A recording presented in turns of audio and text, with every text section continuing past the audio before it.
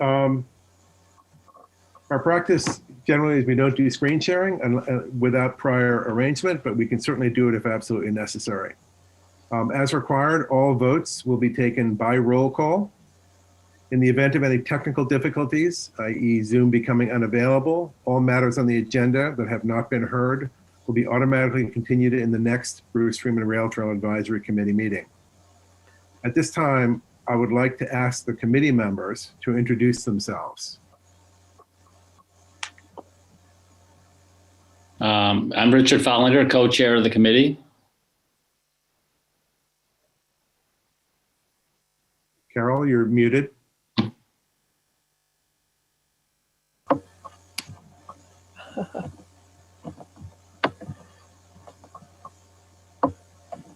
Well, while Carol's working, Adrienne, do you want to introduce yourself? Sure. Hi, everyone. Adrienne Boardman. And Adrienne is the new member appointed by the select board this past month. Welcome aboard. Thank you. John, would you like to introduce yourself? You're on mute.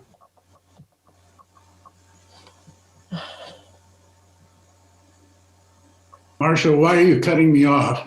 I'm sorry. I'm trying to say, have you unmuted. I'm not doing it deliberately. John, Are you sure? John Soden, committee member. And our last committee member, Carol? Still muted.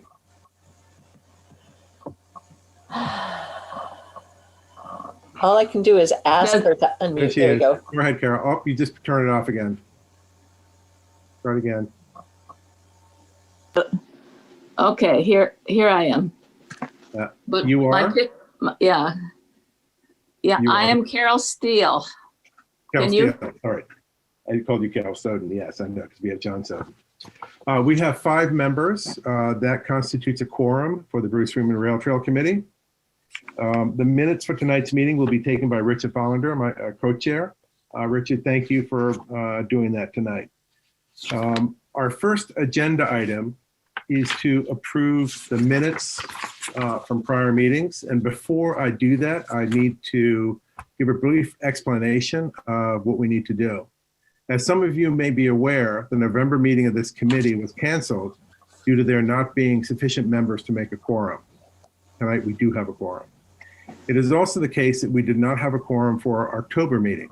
So any deliberations or decisions that were made then are not valid. I have been instructed, or we have been instructed by the select board and staff to post the notes from the October meeting as notes, not as minutes, as per the open meeting law.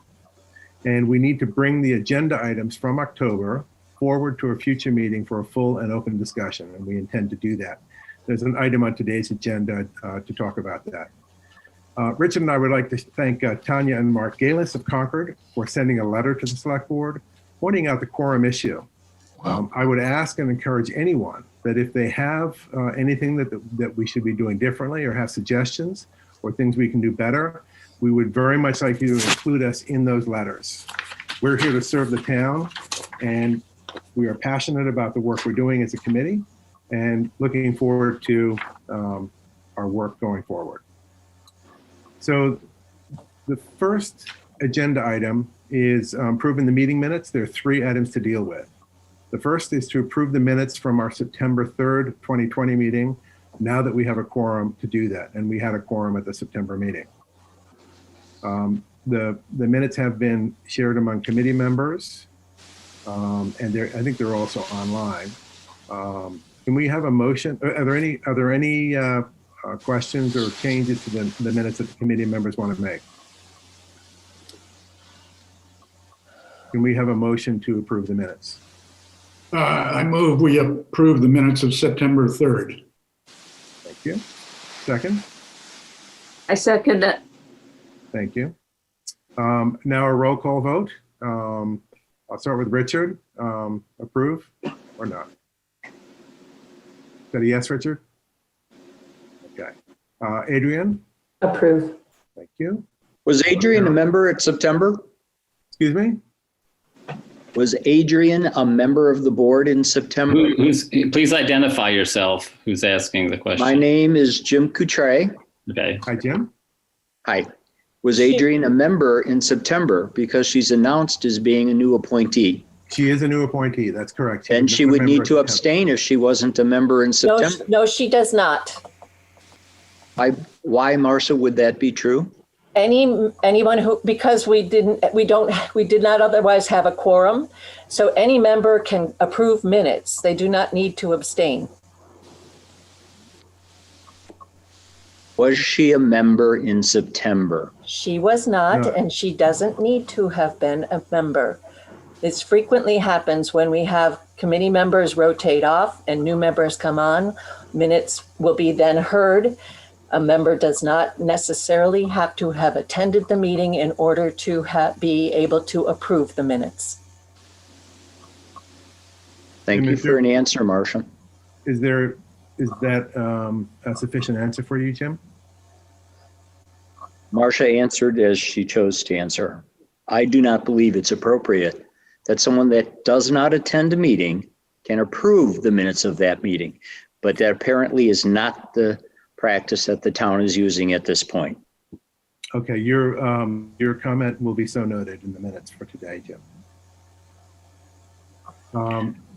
Let's see, the roll call stopped at Carol. John? I approve. I'm sorry, Carol, was that an aye also? Yes, I approve. Okay, and I also approve. So the motion passes. The minutes have been approved. The second item are notes from the site walk from September 24th, 2020. The site walk took place on what's commonly referred to as the last half mile of the Bruce Freeman Rail Trail between Powder Mill Road and the Sudbury Concord town line. We did not have a quorum at the site meeting, and under the open meeting laws, a site visit is not considered a formal meeting. So we will approve the notes so they are part of the public record. The notes are actually online right now. This is a formality for us to make up for what we did in October. A motion to approve the notes to the site walk. I move that we approve the notes from the site walk, Okay. October 1st, or September 24th. Thank you. Second? I second. Carol Steele seconds the motion. Okay. Roll call. Richard? Aye. Adrian? Aye. Carol? Aye. John? Aye. Nat is aye also. The motion passes. Finally, the notes taken during our meeting of October 4th, the one we did not have a quorum, still need to be part of the public record. We've been instructed. So we have to approve them as notes. And I would also, as has been our practice, to attach the memo from Marcia for that October 1st meeting, the planning and land use memo on the Bruce Freeman Rail Trail. I'd like to attach those to the notes as well and include those in the public record. Any discussion? Motion to do so? I move that the October 1st meeting notes be approved with the inclusion of Marcia's memo to the committee of that same date. Thank you. Second?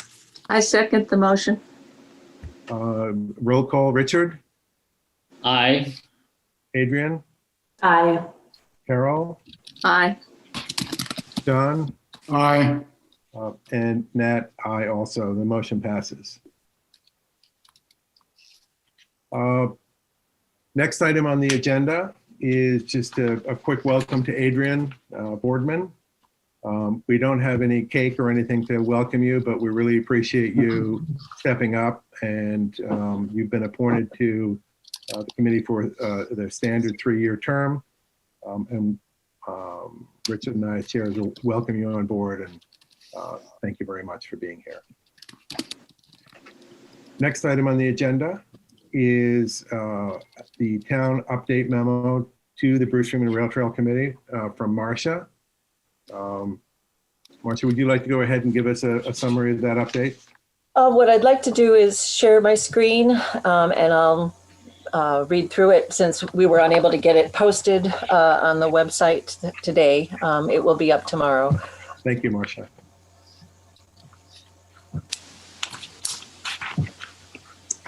Can everyone see that? No. Not yet. Not yet. Okay. Not seeing it. Uh-huh. Okay.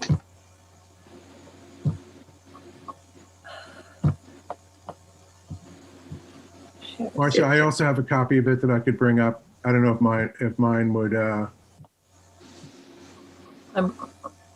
I think I've got it. There we go. Yeah, we got it. Okay. Thank you. All right. Phase 2A is completed, and hopefully everyone is out enjoying it. Phase 2B, the travel lanes on Route 2 were reconfigured. We have had pictures taken of the bridge supports that are over Neshoba Brook, and they are on the committee's webpage. West Concord resident Nancy Crawley was able to borrow the painting of the white row houses that we will be using for the interpretive panel, and that has been photographed digitally. So we're moving forward with that interpretive panel that will tell the story of living on Warner's Pond and in the white row houses in the early 1900s. I also received a request for a change order for the design engineers of Greenman Peterson Incorporated for additional funds to cover the construction services, which were not anticipated in the original contract, in the amount of $30,000 and $694. And I identified some funds that were in the planning division's budget for transportation consulting services, and that change order is now being processed. For Phase 2C, we still have not yet heard back from Mass DOT landscape architect Stephanie Smoot. She has forwarded the request about the replacement trees to others at Mass DOT, but they have not yet followed up. The $6,000 that was remaining in the community preservation funds appropriated in 2018 for some additional work are being allocated now, and our Concord Public Works Highway and Ground Supervisor, Aaron McCloskey, has placed an order to purchase these yellow safety flags, which will be installed on the splitter islands at each intersection. There have been some issues with people not being aware of those splitter islands and hitting the granite curbing. So we'll get those in place. And then over the winter, I'll be working with Natural Resources Director Delia Kay and with Aaron to identify some small projects that still need attention, such as signage, some plantings, some pavement, and fencing. You asked about trail maintenance at the last meeting, and Aaron McCloskey indicated that he will receive reports from residents. He and his staff travel on the trail regularly, about every 2 weeks, to identify maintenance issues, and is willing to work with any residents who are interested in organizing a cleanup activity. That email address is in this memo and will be posted. And then I presented my application to the CPC at their public hearing just this past Tuesday. This paragraph is from the November memo. I didn't update it. But Tuesday evening was the presentation for $25,000 for additional enhancements along the completed portion of the trail. And that application is available online at the Community Preservation Committee's webpage. So I was hopeful that this committee would be willing to write a letter of support and get that submitted this month in December before they make their final recommendations for the 2021 annual town meeting, which is intended to be held in June. So there is some time to move on that. And then for the last half mile of Phase 2C, which is that portion from Powder Mill Road to the Sudbury Town Line, we have re-engaged Greenman Peterson Incorporated to bring the 75% drawings up to construction documentation, what they call PS&E, final documentation. And we met with Matt, and Delia and I walked the site in September or early October to discuss some changes, possibly some concerns about the slope armoring near White Pond that was noted in the 2016 design package. And I provided Matt with a 2014 letter from the Stone Root Lane residents. So we, hence this evening's meeting, to talk about some of the fencing issues, where chain link was proposed on the 75% design plans, and the recommendations on the wood rail fencing that may be installed in place of that. So that letter went to the abutters in early November, and a number of them are here this evening. Additionally, we have we've had some outreach. There's a final paragraph here that talks about where GPI is, that the survey has been updated, the wetland flags have been reestablished.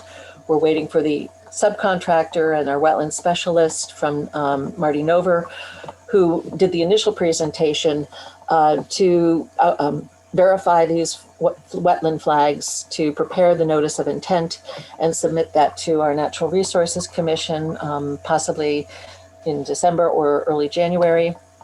And then once those plans have been updated, he is also taking into consideration some additional comments that came in from Concord Public Works Engineering Division. And then Matt has reached out to the new consultant who's working with Sudbury, Fuss and O'Neill, to coordinate or to schedule a kickoff meeting to coordinate our two projects.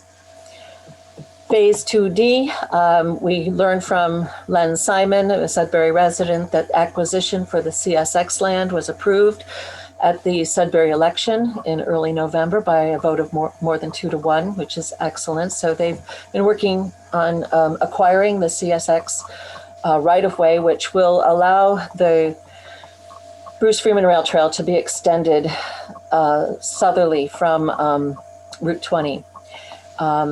Sudbury Environmental Planner Beth Sudmeyer is coordinating that work. The Select Board did approve Fuss and O'Neill. They are now on board and beginning their design work. And then they've also are putting together an advisory committee. So they're seeking members for that group. And then lastly, we were aware of a community connections grant, a recommendation to perhaps purchase some counters so that we could determine the number of cyclists and pedestrians that are using the Bruce Freeman Rail Trail might be possible. I followed up and attended the initial workshop and talked to the project manager for this grant program. He felt that would not be appropriate or would not fit within the goals of this Community Connections grant. However, he did let me know of the Central Transportation staff that would be willing to or able to help us with the counts on the numbers of people using the trail. So that is my update. And I have 4 people in the waiting room. So excuse me, I'm going to stop screen sharing and let them in. Okay. Great. Thank you, Marcia. We'll wait until you tell us when the other 4 people are in.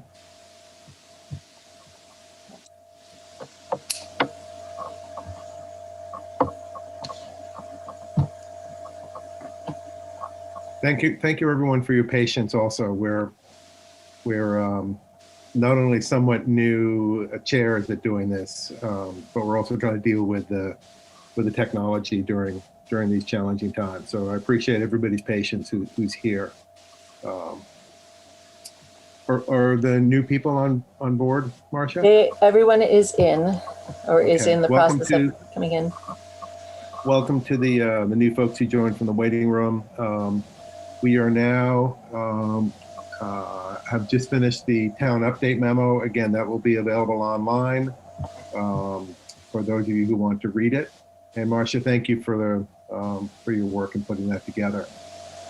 The next item on our agenda is the Phase 2C last half mile abutter discussion that Marcia has talked about in the memo. And this is the, Now, Yes. pardon me, I'm going to ask all to unmute and then, because I think we're still running into problems and the people who just entered are unable to unmute themselves. So I'm going to ask everyone to unmute.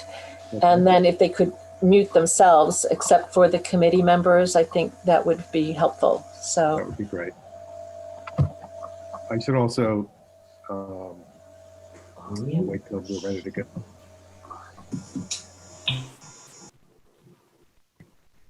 Nat, I'm wondering if any committee members have any questions about Marcia's report. I was just thinking of that, Richard. Thank you very much for reminding me. Do any members have any questions for Marcia? Okay, and we do have a public comment period, so if you do have questions, please write them down and that are related to her memo, and we can have them answered during the public comment period, the public comment phase of the agenda. So this part of the agenda is titled the Phase 2C Last Half Mile Abutter Discussion. The town had sent letters to all the abutters. I'm not sure if a copy is available online. Excuse me, Nat. Yes. Jim Coutre again. Yes, Jim. Marcia, would you please articulate who received these abutters? I am a direct abutter. I'm listed with the town and pay taxes, and I have received no November letter. There are a number of other members from this area that I believe have expressed the same opinion. Jim, what is your address? 114 Stone Root Lane. I am an owner, as well as a number of other people, of the Old Pickard Farm Trust 2 property along White Pond. Likewise, I am a butter, Elizabeth. owner of land on that property and at 96 Stone Root Lane and have not received any notices. Okay. Other people who consider themselves abutters who did not receive a notice? Kelly Roberts, 80 Stone Root Lane, also did not receive notice and Okay, an abutter. Thank you. Okay, thank you. Others? Yep, Sue Kirker, 220 Stone Root Lane. Sue, I'm sorry, your last name? Kirker, got it. Okay. K-U-R-K-E-R, Yep. And what number Stone Route? 220. 220, okay. I guess the question is, do you consider abutters just the people whose backyards meet the trail, or is it No. everybody? We own property as a group on this street, and when the initial hearings were started on this piece of the extension, we were not included in the initial things and reminded folks that we should be, because we have liability, and if we have liability, then we should be notified. And this is Jim Coutre again. The town assessor charges us directly real estate taxes on that property. okay. Is This this, is the Kings at 83 Stone Root Lane, and we didn't receive anything either. is Chuck this, Centauri, 180 Stone Root Lane, no notices either. That is probably all on me then, because what I did was do the direct abutters because of the fence locations that were, and then the notice went for the Stone Root Lane property, went to the trust individual, and I assumed that the person would share that with the rest of the Stone Root Lane trust. So my apologies for that. We've been working remotely and attempting to do our best to keep people informed and bring them up to date. So again, apologies. is, Marcia, this is not the first time, so will you please make sure that this is corrected for the future? Thank you. Well, what I would like it to the Stone Root Lane residents then is to submit a letter of all the people who need to be notified when we're discussing that piece, the access. Marcia, it should be everybody on Stone Root Lane, all of the addresses on Stone Root Lane should be Thank you. notified. And one address on Indian Pipe Lane, Marcia, and No. they are all known by our real estate tax department. It's not, assessor's office. Not Indian Pike. This is an ongoing issue. And for the rest of the people that are on this from Stone Root Lane, please identify yourself because this is a recorded meeting. So I'm sorry, this is, I'm Delia Kay, the Natural Resources Director, and I'm just going to jump in here for one quick second because we've had these sorts of issues with wetlands filings as well. When an abutters list is developed, it is looked at from who owns the property. So whoever is the manager or the trustee of the Stone Root Lane Conservation Land is who is listed with the town assessor's office as being the person that receives the mailing. So that's who would have been notified with this. So I would. And that's the only person who we are legally required to notify. Right. So I might suggest that the Stone Root Lane residents coordinate with the association, whoever is the current trustee or the president or however it's established, and just say if there's a notification that goes out, that's delivered to everybody who needs to receive that notification, because otherwise it's very, very challenging for town staff to keep up with different manners of notifying different residents. Delia, I'm sorry, but the tax assessor knows who the owners of that property are. As a committee member, may I please have a question? Yes. Can you please clarify? We're talking about some strip of land that is owned and jointly owned by some association related to this subdivisions. Is that correct? I'm not sure I'm not sure the committee members are aware. We don't know. Yeah. Okay, so it's not. There's a limited number of people who are actual abutters, meaning their backyards are there. There's a much larger number of people who are abutters by the virtue of being a member of something, even though their house as such is not there. Is that correct? Is that what we're talking about? Okay, I just want to clarify that for everybody, at least on the committee, that it's not as though the houses that actually line the trail were not notified. It's that the members of whatever this is, I'm not even clear what it is, but an association that has some rights to cross that trail were not notified apparently. Is that correct? Correct. Okay, thank you. Not quite correct, because This is the Stone Root Lane Association land here. Exactly, and we are paying the taxes on that land. That makes us the owners of that land. Correct. So let's please correct this to say the owners of the land, and that's the people that need to have the notifications. Your point is well taken. I again, being the committee, I think I can say this is not intentionally meant to not tell everybody. We were just, we're doing the best we can at the time here. We're really glad you're here. And one of the action items, I guess Marcia and or Delia, it sounds like is being requested is that some list go together. So the next time we have to have a discussion about this right of way, that everybody feels like they've been included in the discussion. And as a neophyte to this is my first White Pond area discussion. I would have assumed the butters were people who backed up on it. And that piece of property that Delia showed is obviously a big chunk, and it would not have occurred to me that there was more than one or more owners to it. So it's a learning. So I'm just going to reiterate that there are multiple owners because everybody on Stone Root Lane, and I think I got it.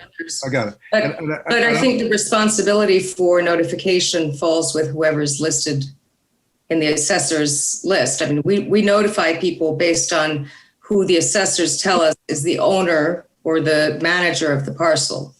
So it's really, a responsibility of the person who receives those notifications to alert.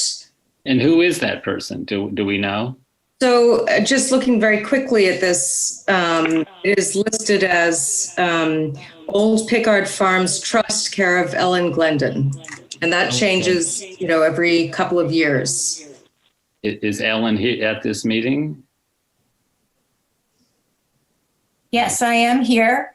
Okay. And may I say that there are two pieces of property? I know that also Greg is a trustee and he is here. May I please state that the information about the meeting that went out was addressed to Dear Concord resident. As a trustee, that does not clue me in, Delia, that I am the only one who got this piece of mail. Okay? So if it's to the Concord residents, I assume that then it is, maybe there are other people who are also interested and would like to comment, even though those of us who abut in one fashion or another are probably more concerned. So, Good, Ellen. I think. Thank you. Thank you for saying that. I don't feel like we've resolved putting the list together yet, but Ellen, perhaps you and the town together could come up with a list, since you and Greg are the current trustee for our purposes on the Bruce Freeman Rail Trail Advisory Committee, so that you feel that the next time we reach out to you in this topic that you will be covered. Would it be too much to ask for the two of you to put together a list of the Stone Route people who should be informed next time? Would that be a fair thing to ask you, Greg or Ellen? We can do that. Okay, thank you. And thank you everybody for your patience. And this is, again, we're kind of learning how this thing unfolds, and none of this was done intentionally to piss anybody off. So I know all of us are pretty much on edge for a lot of reasons. So, so thank you. So the purpose of this discussion, and thank you all for being here, was to give you a chance to understand kind of an update on the fencing plans. And I would like to turn it over to Marcia to kind of walk through it. And I will keep an eye on the board of people who can raise their hands if you have a question, or you can blurt it out, I guess. But we try and let Marcia get through things, and maybe every couple of minutes we can ask if people have questions. Marcia, how about that? All right. The plans from the 75% design plans are available online. I've also gone through and highlighted where the fencing begins and where it ends. This is at the Sudbury town line. It's the southernmost portion of the trail where the plans begin. Did you make it a little larger, Marcia, do you think, or no? Don't worry. I don't think I can. Okay. I'm looking for that.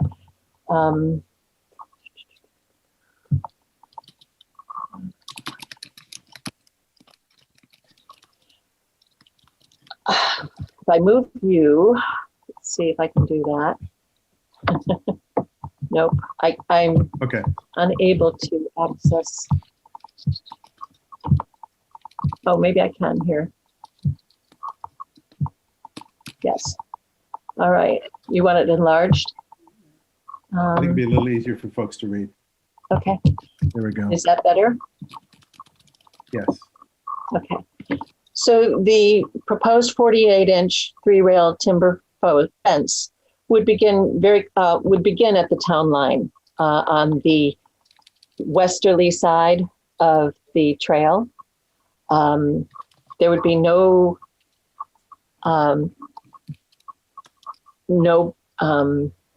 fence proposed on the easterly side. There at this slope, at this location, and I don't have the topography, but there is a very large berm, very steeply sided slope adjacent to the town of Concord land. So you can't see beyond very far from the trail as you are progressing northerly. So we'll proceed in a northerly fashion.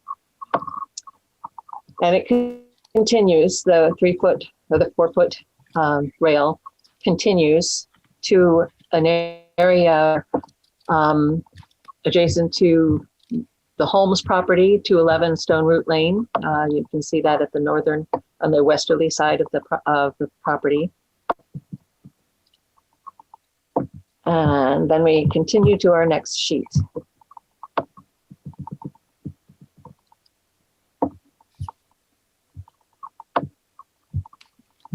picking up that match line.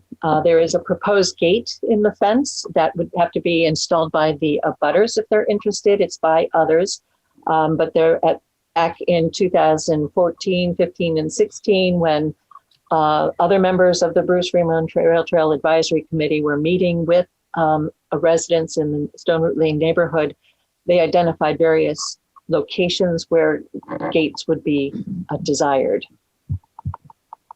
Marcia, when you say that's Could you please identify yourself? It's Beth Holmes. When And you your say address? 211 Stone Root Lane, Thank you. when you say that the gates are going to be installed by others, do you mean that it is up to us, the abutters, to actually interfere with the work of the fencing that's being installed to put in our own gate? Or do we? There would be an opening left in the fence, and the abutter would be responsible for installing the gate. Mass DOT will not pay for gates in the fences. So we could either do an overlap and leave a break in the fence, or we can just have, or the abutter could put a gate in if they'd like. Okay, I didn't ask about whether or not Mass DOT would pay for it. I was just wondering, is there a way that the abutter can pay Mass DOT to put the gate in? I wasn't suggesting that Mass DOT pay for the gate. That would have to be something that would be included in the contract, and I would relay that to Matt Kearney as our design consultant. That's a question. That's a question that I would like the answer to. Okay, I don't have it tonight, but we'll look into it. We so noted the question. Thank you, Beth. Marcia, this is Jim Coutre. There will be, for several others of the members that directly abut, their previous owners had requested this. So each of those members should review whether or not such a marking is on their property. Because Correct. That was the way it was approved several years ago as I was on the committee. That's correct. Thanks, Marcia. Marcia, this is Beth Holmes again. I have one other question. If you can go back south. To the prior. Yeah, actually to the prior page. There's a notation there for a turnaround. And that was always in there in the event that Sudbury did not pick up the trail. Recall that I am using the 75% design plans from 2016. So I understand. I just want to make sure that since the trail is going to continue south through Sudbury, that this gets updated so that because the turnaround is no longer necessary. That is correct. Okay, just making sure. Thank you. This is Deborah Elwood. I'm at 173 Stone Root Lane. I imagine there are quite a number of us who would love to know if DOT would actually do the gate for us at our expense or whatever. So thanks for that question, Beth, because I imagine there are a number of us who would be interested in that, if it's doable. Okay, at 201 Stone Root Lane, abutting that property, the 48-inch fence continues on the westerly side. We have a couple of granite markers proposed and an interpretive sign. Here are the steps that go to the town conservation land. There's no intention to revise or change those steps at this point in time. Then shortly, or just near those steps, is the beginning of the decorative ornamental fence that was suggested by residents of the White Pond area initially. And I do have an example or a screen capture of the type of fence that was being considered. It hasn't been defined or decided yet, and there's a question about that, but it's proposed as a 6-foot ornamental wrought iron fence. Marcia, is that the one that I had put forward at that time that was a fence used by DCR, and you're using the same imaging for it. Who is that asking the question? This is Jim Coutray. I'm sorry, Nat. Sorry, Jim. Yeah, thank you. This is Jim. And I have that detail. Let me, when I bring that up later, after I get through the plans, we'll see if that's the one that you had suggested. Thank you, Jim. Okay. I'm sorry. I'm Tracy DeTora over at 137 Stone Root Lane. I'm just wondering, when we bought our house, we were told that if this actually happened, we would be given a gate so that we could access the pond. So it seems odd that in order to access the pond where obviously we have rights there, that we would have to buy a gate, presumably on two different sides. You understand the question, Marcia? Oh, I understand the question and I don't have an answer, but we'll make a note of that and we'll try to get some clarification around that. Jim Coutray again. Marcia? No, Jim, before I just want to make sure I get Tracy's question down, which is that a gate on your side, and you also wonder where there's a gate to access the pond. Right, so our backyard actually backs up almost pretty much like diagonally, but pretty perfectly to the beach that our association uses. Okay. So it seems odd that. Can we wait until we get to that point on the plan? Okay, perfect. So that we can see what's being discussed there? Mm-hmm. Okay, thank you. Jim, you had a question? It wasn't a question. It's a statement of fact that the White Pond side of the rail trail had a fence, and it was to be provided by MassDOT. Yeah. Not by a better expense. The gates that open on the Stone Root side of the rail trail were at the request of those specific property owners at that time. And that's why it's important that Tracy, for an example, notice that she has one. And yes, the answer that Marcia had provided earlier to Beth Holmes is appropriate. It was at the cost or expense of, and now the question being asked, if the owner pays for it, would Mass agree to actually install it? Right. That's to clarify for those people that weren't here several years ago when these agreements were reached. Fine. Quiet. Thank you, Jim. So I want to be sure that you said you're at 137? Yes, that's correct. So we're only as far as 173. Again, we've got proposed gates by others on both sides. So this is where I'm having a little bit of a disconnect here. I'm not seeing 173. So we have started the ornamental. There are two gates shown on either side of the ornamental and on the wood rail. I'm at station 11. Okay.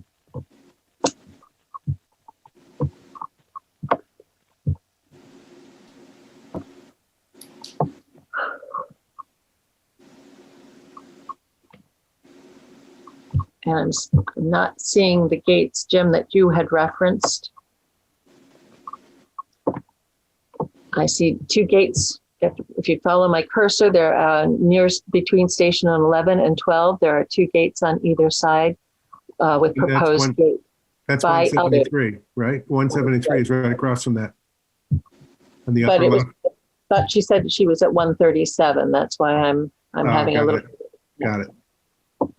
And then we're getting very close to White Pond itself. So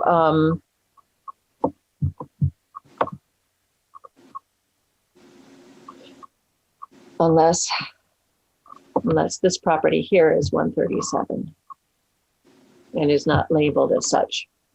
So we need to get some clarification about that and make that revision. If you could make a note of that, Nat, to revise the fencing, that gates should be installed for the Stone Root Lane Trust land.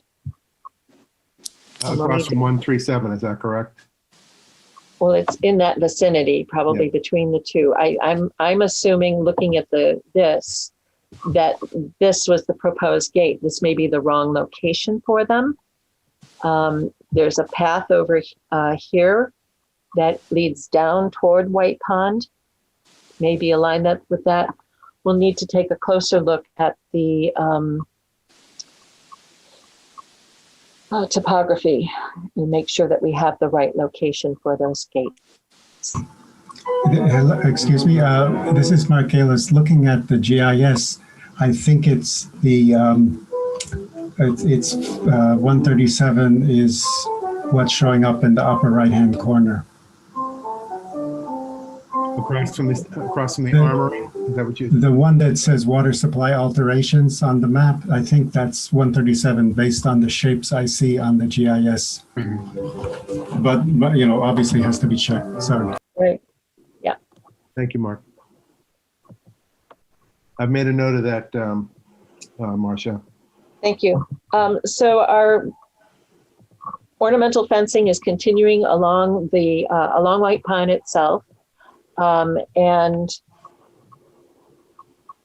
with the wood rail fencing on the westerly side of the trail.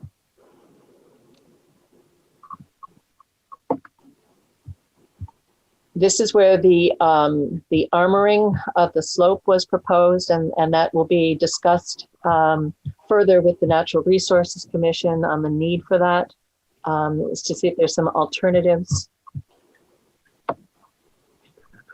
And then we move on to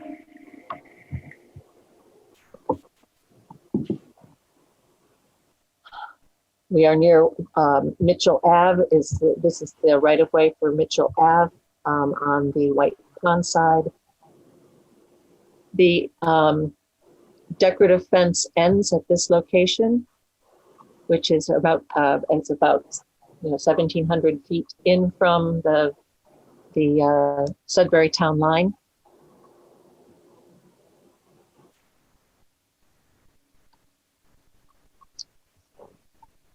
Yes. I think Mark was very helpful there. So and then there is no fencing in this stretch. From station, you see the proposed 4-foot fence or 48-inch 3-rail fence ends at this location, as does the decorative fence. There's no fencing through this area. And then there's a 3-foot timber fence adjacent to where the slope drops off on either side.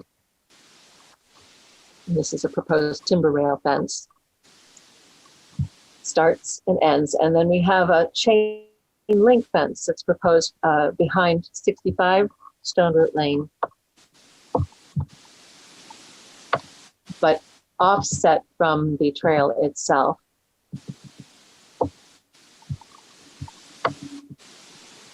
It actually would be along the property line. And that chain link fence continues from 65 to behind 47, again, 5 to 10 feet off of the property line, and then ends. And there's no fencing proposed on the easterly side of the trail. So that's, there was one proposed gate for 65 Stone Root Lane. And we just wanted to make sure, if plans are not the way they should be, that we have this opportunity to make those corrections and revisions. I did recall that there was a letter in 2014 submitted that requested that the wood rail fence be continued all the way to Powder Mill Road. So that would replace the chain link that's been proposed behind 65 and 47 and 31, and be added to 31 Stone Root Lane. So that's the plans. Should I stop sharing so that you can view everyone in the meeting? You were going to show a picture, I think, of the decorative fence. Yes.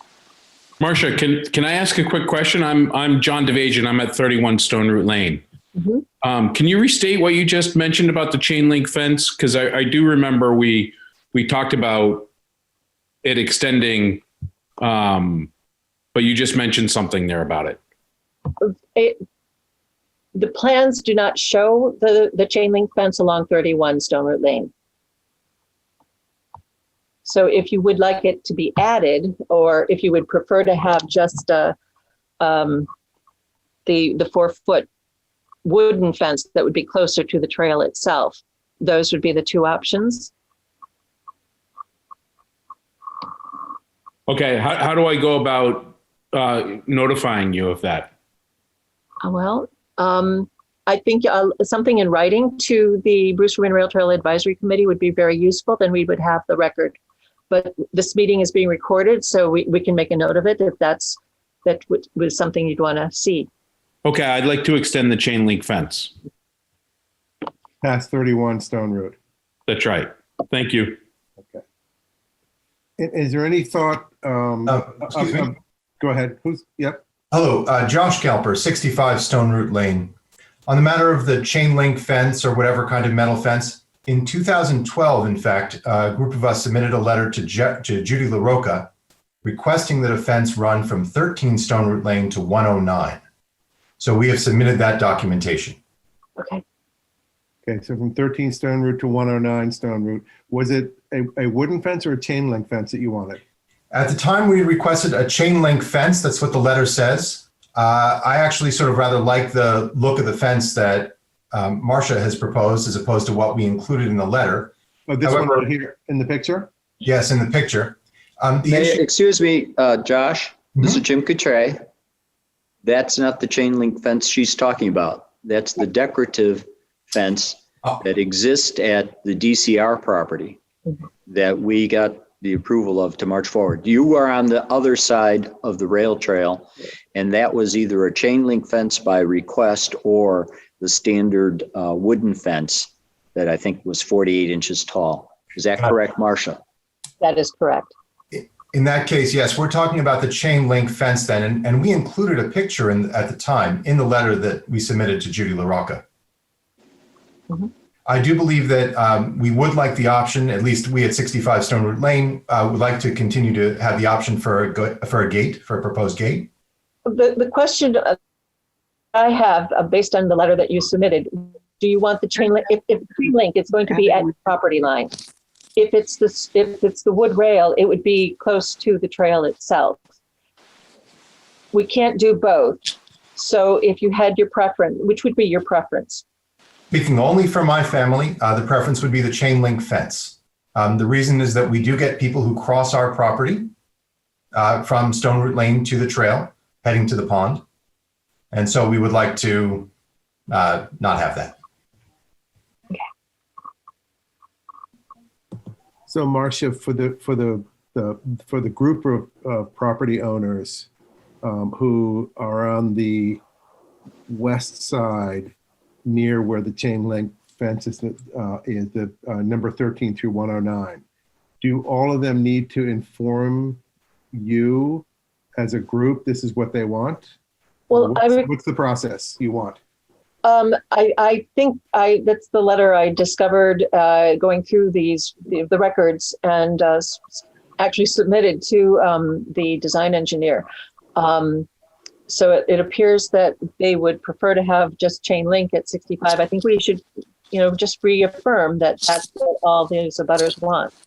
So the property owners from number 13 to number 109, you want to reaffirm that they want a chain link fence with the ability to add a gate if they wish. With the ability to add a gate, and they'd have to tell you, you'd have to figure out where that gate was. Okay. Marcia, Jim Coutray, one more time. Can you just tell me the date of the maps that you just, the layouts that you just posted? Because I might be able to match it up with the dates on my copy. I want to say it's 2016, but it may be earlier than that. So Jim Coutray again. So what then I just need to know is what is the plan that you're working forward from?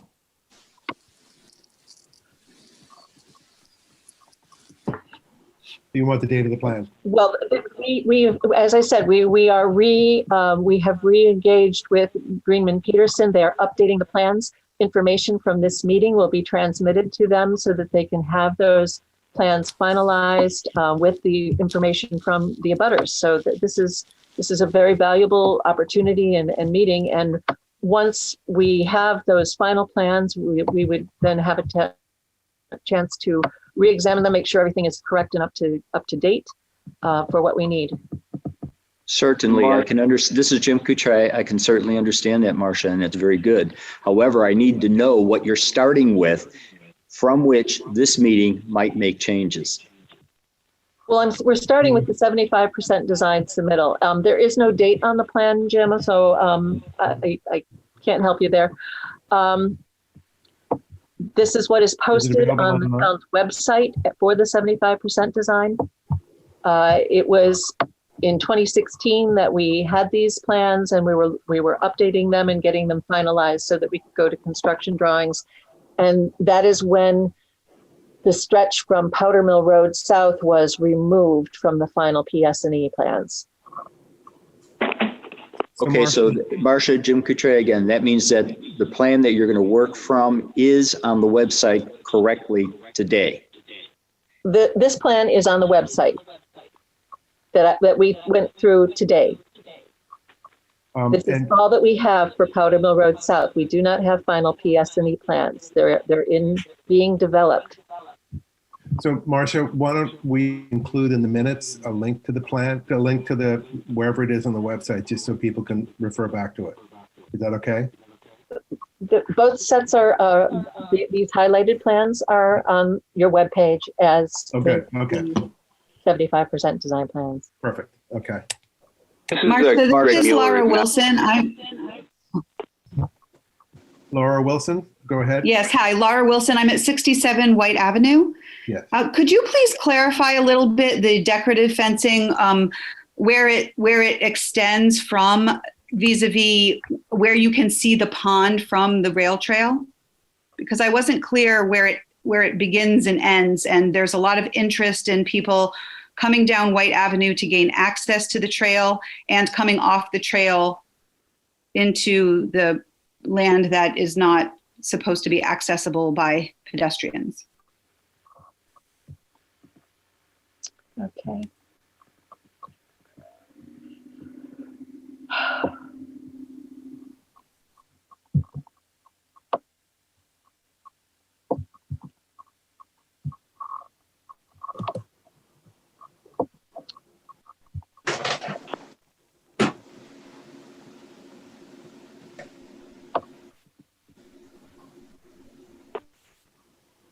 All right. Getting close. Very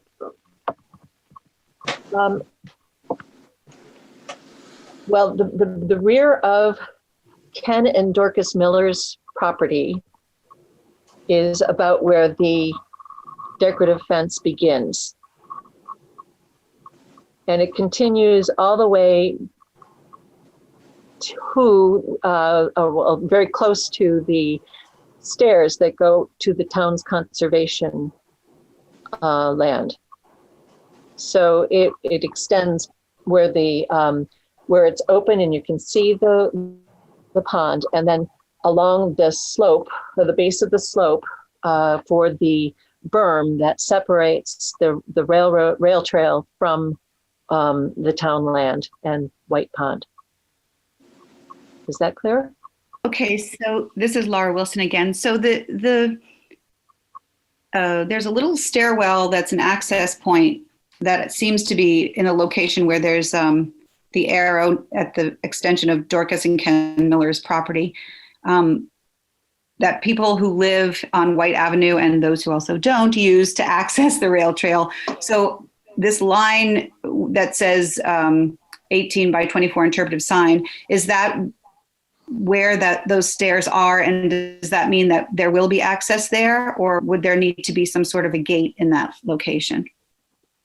If you can see my cursor, there is a gate proposed at Station 17, which is just to the south of that interpretive sign. You see that? Yes. Okay, that would be the point of access. I believe there Okay. are steps there. Laura, does that look right to you? Do you recognize that location? I believe that is the location where the steps are. I'm just, we had so many issues this summer, mostly, I'm sure, due to COVID, with a lot of people accessing the conservation land and the pond. And we're just, people who are on the White Avenue side are concerned about people coming off the path down near our residences, trying to gain access to the pond via this trail. So that's our major concern. So are you suggesting that it might be wise to extend the fencing? I think it might, just from the point of view of we're constantly dealing with people who try to park in nearby areas and walk down just to gain access to, the pond from, if there's a paved trail, I imagine it's going to be even more prevalent. So it might make sense to have that ornamental fencing extend farther, but I'm speaking from one residence. I don't see any other White Avenue people at that end of the street on this call, on this. Well, I believe one of your neighbors is at least I sent her the link just before the meeting, so she might be here. This is Trent Snar at 42 Mitchell Road. Yep. And so we abut the rail trail, and we typically access the pond from the rail trail to the steps that I think my neighbor's talking about there by Ken Miller's home. So my question is, will we have access, or will there be a gate there for Mitchell Road residents that want to access the point there near Ken Miller's home? There is a gate proposed, Trent. So I think that would be where you Right would, there, okay. the path that leads down to the pond. The question that we are talking about is whether to extend the fence just further north, either to station 18 or station 19, to make it clear that the people should not be trespassing or trying to act. They can't see the pond from this location, further north, so maybe they won't want to, or won't begin to start trespassing. So I think we need to take a closer look at that. Does anybody object on the call to extending the fence? And Marcia, what's the process by which they would indicate their interest to you? I think having something in writing is very valuable, but I think through this meeting, it too is beneficial. Okay. But to finalize it, and I think, Nat, weren't you going to offer the possibility of meeting on site and perhaps I didn't want to jump the gun, Marcia, but we had talked about after this call a possible site walk, so that people could actually get a visual view of it. And then the question would be, would it make sense to do that? When would be the right time to do that, Marcia, from your perspective, based upon where the plans are and what you're trying to accomplish? What would be most helpful for you so that the residents can get the most out of it? Knowing that these plans don't need to be finalized right away, since Sudbury is just getting started on preparing their final plans. I think we could, if we could try to schedule something over the winter or early spring, that might be very beneficial. And I'll have to circle back with our consultant and see what their time frame is like. But that would be it. Okay. So possible site walk for everybody. We might want to limit numbers. Well, the people who Just consider from themselves a abutters, COVID perspective. Yeah, I guess I was thinking people who consider themselves abutters is what I meant, who want to see what's what. You might want to do the east side versus the west side. Good. Okay. Perhaps in two separate meetings. And two, yeah, but maybe do. And I see a couple of hands up for Ellen and Okay. Greg Muller. Ellen and Greg Muller. And Elizabeth Burke has something that she wants to say. So I have noticed a huge increase in the activity on the rail trail up to Williams Road. And I'm concerned it is very different from when these initial plans were made for the Powder Mill extension. And I'm wondering if we can please have a count and a usage assessment of what the activity is now, because it's much more than what had ever been anticipated. And I think whatever numbers they're using are so outdated that they need to start having a different count. The usage is huge, and the parking is huge. Were there, I have a question, were there numbers generated in terms of usage? No. Okay. Elizabeth, do you have numbers that you know of? I don't have numbers, but I see constant travel that was never there before. And as soon as that trail gets extended to be accessible to the pond, it's going to be even worse. There's activity even without it legally being accessible. So I really would ask that people pay attention to what's happening right now. I think lots of us have gotten accustomed to walking, and it's not going to change when suddenly the pandemic's gone. Yeah. So I think that it's a totally different kettle of fish right now than it was. Yeah, so the counts are certainly something that the committee has started to discuss and try and not only in Powder Mill, but all along the trail within Concord, and get a better sense of it. But so that's definitely something that's on our agenda for the next few months. Is trying Thank to you. Greg Mueller, did you have a question? Yes, I had a question for those. It probably represents the odd side of the street from up to 107, discussing, just going back to the topic on chain link fence. If you get some clarification, because I think, or I recall, the option is for those residents in those lots, chain link or split rail. And if you were going with the split rail, you would be right along the trail as it was located, as it exists on the existing trail, very close to the trail, and that the chain link is further back, sort of closer to those residents' properties. And I just want to maybe get some clarification and probably education, because we have some newer residents on that side of the street, as to what the option actually is. I think Josh Galper was a resident at the time that the initial design was being discussed, and made the statement that he would prefer to have chain link along the back of his property line. I don't know about the other abutters, and I think we need to reach out and talk with them further. So this is the number 13 to number 109 question, Marcia, that was raised. That we need to hear from those abutters what they'd like to do. What you said, Marcia, if I recall correctly, was that it's one or the other. It's not going to be both. Is that correct? That was the discussion. That was the discussion. Okay. All right. I see a hand up for Brian Lewis. Brian? Hello, I'm Brian from 201 Stone Root Lane. I just wanted to comment on the increased traffic. We noticed on Google Maps that there is a pin for the rail, or not the rail trailhead, the White Pond Trail that has been placed on Google Maps, and it is showing essentially our house as the trailhead. So we have a bunch of people parking and trying to go down between ours and Andrew and Deborah's yard. I see. So yeah, I'm looking at it right now.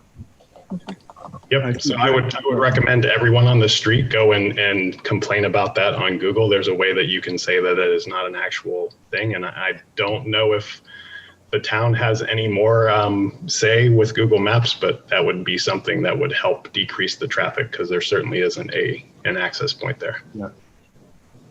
Okay. We'll definitely, I don't want to speak for you, Marcia, but I assume we collectively will take a look at that and see how we can. We have no control over Google Maps. So I think as a property owner, that it's really up to you. We will definitely try to, reach out and let people know, but we we don't have any control over them. Understood, but I believe, there's a lot of people on this call, so I have access to more people that can complain about it. So if, everyone can complain, I think we might complain about it. Yes, this is Ryan, we'll get on your team. This is Jim Coutray again, but I think that the point that both Greg and Marcia and Nat have brought out for the new members, new owners, property owners on the odd side of Stone Root Lane, you need to review on the website your plot plan to see if you are one of those that requested by previous owner a chain link or not. And as Marcia points out, you had a choice, chain link at your property line or wood rail down at the rail trail. But that needs to happen because there's just too many new people that in this time gap might have asked for it previously and you may or may not want it. I see a hand up for Carmen Jacquier. Can I, if people have a chain link fence, let's say one neighbor has one, and then the neighbor doesn't, and the neighbor has one, that, then there's just a gap, right? I mean, that doesn't really protect you, quote unquote. I think what we're asking is for those neighbors to have a conversation and advise the town what they'd like to do as a group. That would be most helpful for us. Josh Galper here, 65 Stone Root. I have the original letter from 2012. I'll circulate that to the odd numbers on Stone Root Lane. Okay. Thank you very much, Josh. Thank you. I really appreciate that. And then Carmen, you had a question? You might be muted. Okay. I just asked that if you have any site walks or meetings that White Pond be notified that members could also attend. When you say White Pond, whom are you talking? I'm sorry, White Pond Advisory Committee be included in notification of any site walks and change to the fencing that is decided on. Again, I would prefer to limit the numbers of people who attend a site walk and would prefer to hold multiple numbers rather than multiple site walks rather than a large group. Just one from our group? How about that? There is one that lives on White Ave. Perfect. Okay, thank you. And we'll work through a way so that Marcia does not get overwhelmed, nor are spending 12 hours on the route. So we'll find the happy medium and work on trying to do that towards the spring. If Marcia, you figure out from your consultants that that's okay from a timing perspective. And then in terms of informing back to this group, we will obviously put it on the web page, and then Ellen and Greg, you will have worked out a notification list that you will share with us, so we can make sure we don't miss anybody in your group. Yes. Okay. Thank you. Sorry, this is Ellen. I've had a number of questions. Yes. I would like to say that I would agree with extending the decorative fence northward.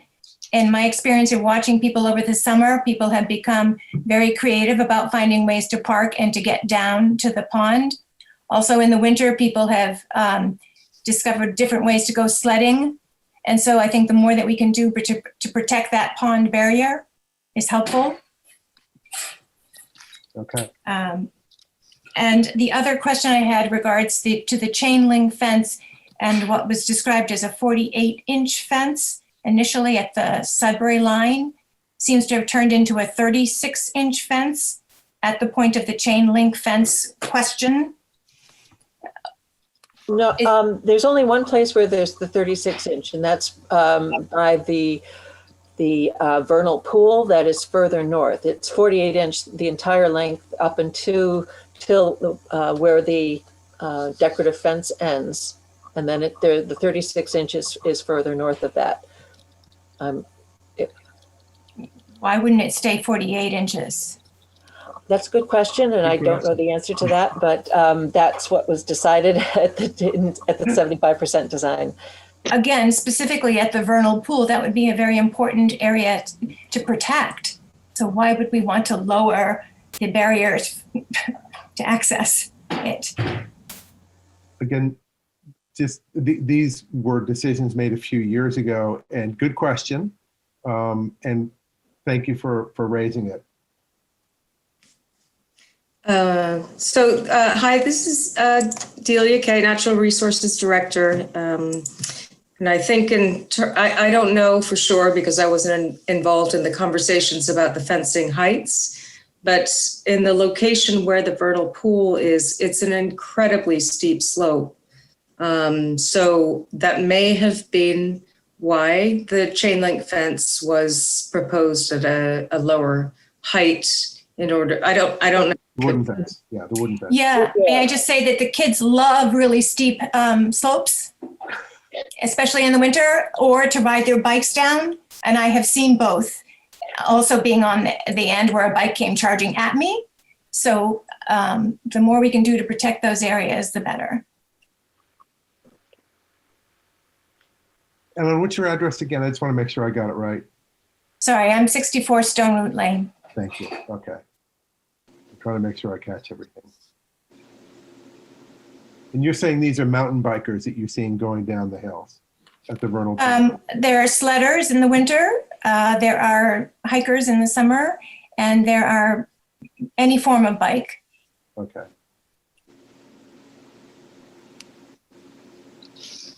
Thank you. Marcia, how are we doing? I think we're doing fine.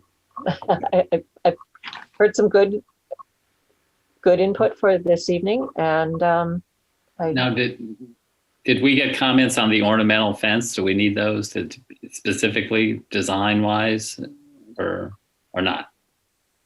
I mean, we had the picture up briefly. Yes, I did. I don't know if anybody had a chance to say anything about it. You know, do we want spikes on it? That kind of thing. No, we cannot. Obviously, I'm joking, but somebody might. Somebody might want spikes on it. I know some might want it, but we will not have it because that is dangerous and deadly. For humans and for deer. Humans and deer. Yes. But nevertheless, Richard, the picture that Marcia had shown is the design that was discussed and actually estimated costs provided to the committee back when I was on it. Okay. Sounds good. This is Deborah Elwood at 173 Stone Root Lane. What's the height? I can't remember. 6 foot. 6 foot. Okay. Thank you. It was 6 foot for that, for the decorative fence. Correct. Thank you. And this is Beth Holmes at 211 Stone Root. And I think that that's beautiful, a beautiful fence. And when you walk through there, I think I was distracted by something going on in my house. There is a gate proposed to access this Stone Root Lane property in that ornamental fence, or in 2 locations, one for White Ave and one for Stone Root Lane. Okay, thank you. Marcia, it's Laura Wilson again. I have a question about signage, about staying on the trail. And I noticed in the plans there's some indications that there would be some. Can you tell us, is there any discussion about what that might look like? And one would hope it will be more something that's, more tolerant of weather than the current situation when people try to post things about staying on the trails, which is just a piece of paper with some plastic covering over it. There will be the rules of the trail, I think, at the very beginning or right near, if they aren't already near Powder Mill Road, the culvert there, the tunnel. The interpretive panels that are proposed are really to explain the natural resources in the area, the importance of being good stewards along the trail, some of the history or natural, the natural history of the location, and the fragility of kettle ponds. So to explain why the fences might be the way they are, and to ask people to respect that, and some of that might actually be, and if you are interested in swimming, the town beach is over on the other side, and here's how you get there. So Yeah, I would love to see, and I'm sure others would as well, sort of some of the things that might be indicated on those signs. Also, because several of us have asked people to do things like put fires out on the sand along the pond this summer. One day I counted 125 people swimming or on the shoreline of the conservation land. So obviously it's a popular location, and it would be great to sort of indicate clearly what is in the best interest of the pond and what is not. Thank you. Thank you. Thank you, Laura. Other comments, questions, thoughts on the last half mile fencing and related questions? This is Trent Snar at 42 Mitchell Road again. In the ornamental fencing gates, how will we access? Will those be locked, or how will we get through those for access to the pond and back so that the public does not have the same access? We haven't figured that out yet. So that's a good question that I will pose to the design engineer. Thank you. Trent, are you? It's a great question. And it does need to be determined what's the best way to protect the private properties along that area, because there is a financial liability for everything that happens on that private land. So Trent, are you asking for some sort of a mechanism that would limit access, whether it's a lock or something else? Is that what you're asking? Correct. That was my question, yes. Okay. Delia Kay has her hand up. Delia Kay? Hi. So I'm not sure if this is the right time to ask this question or not, but when we did the site visit for that last half mile and we looked at the fencing, we did talk a little bit about the decorative fencing and perhaps changing that design from the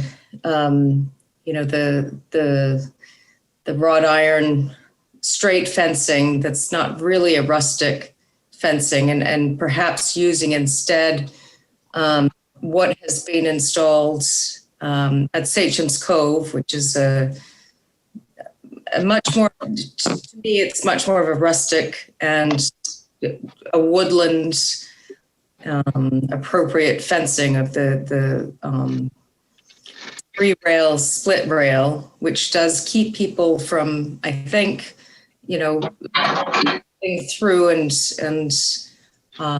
accessing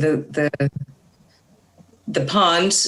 So I don't know if that's the right time to bring this up, and maybe people are interested in that or not interested in that. But from a natural resources standpoint, I think it is certainly a much more appropriate type of fencing to be looking at, a wooden split rail instead of the decorative fencing that to me, I associate with more of an urbanized landscape. So I just wanted to put that out.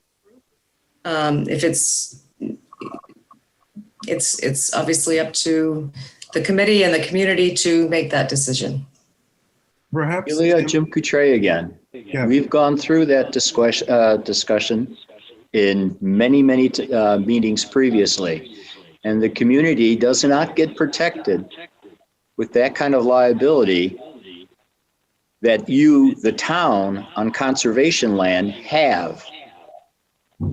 And that's why the decorative fence is there. That is exactly the same design as DCR uses. Yeah. Thank you for because you were involved in the initial decision, and Delia, I appreciate you bringing up the thought. It feels like many meetings were spent on coming up with that, of which Jim was involved in some. Mm-hmm. Sure. I bring it up because it has been a number of years since that was discussed. There are a number of new residents along the trail. So that was, as we talked about when we were at the site visit, that's why I'm raising that question. And thank you for raising it. That's why we're here, is to get the conversation out there. I'm seeing We 5 have hands raised. bunch of hands, yeah. Go ahead, Marcia, call on them. Oh, Beth Holmes. Beth Holmes? There, thank you. Thank you, Marcia. 211 Stone Root Lane. Delia, I appreciate the issue being raised. Obviously, it would be lovely to have the split rail fence continue, but it's, if you think that prevents people from accessing it, then I would say respectfully, you haven't been down to Satcham's Cove this summer. I mean, the people disregard that type of fencing. And I think for the protection of the property, our property, it's just not a viable option. And as the abutter over on White Avenue, I think it was White Avenue, said, she counted 125 people one day swimming where they weren't supposed to be. So I like the look of the split rail fence. I actually also think that this decorative one is quite attractive, and it's the better option for what we're trying to do here. Sadly, but it is the better option. Thank you, Beth. Kelly Roberts, what's next? Thank you, Kelly Roberts, 80 Stone Root Lane. I would also like to add my memory of that decorative fence, which I would call a pond protective fence, was a similar fence that's used at Cotichuet Lake, the state park in Natick, Framingham area there. It's lovely looking, yes. And if you've been to the pond on the weekend in the summer, it does feel like an urban setting. So it requires an urban kind of fence, unfortunately. My concern is more so for the pond than liability, though I agree liability is a huge issue. Thank you, Kelly. Carmen Jacquier. Hi, Carmen Jacquier, Chair White Pond Advisory Committee. I know our committee would agree that the wooden fence that Delia says, it is lovely, but years ago you didn't have the access to the web that you do now, where people are, informing each other, this is a great place to go swim.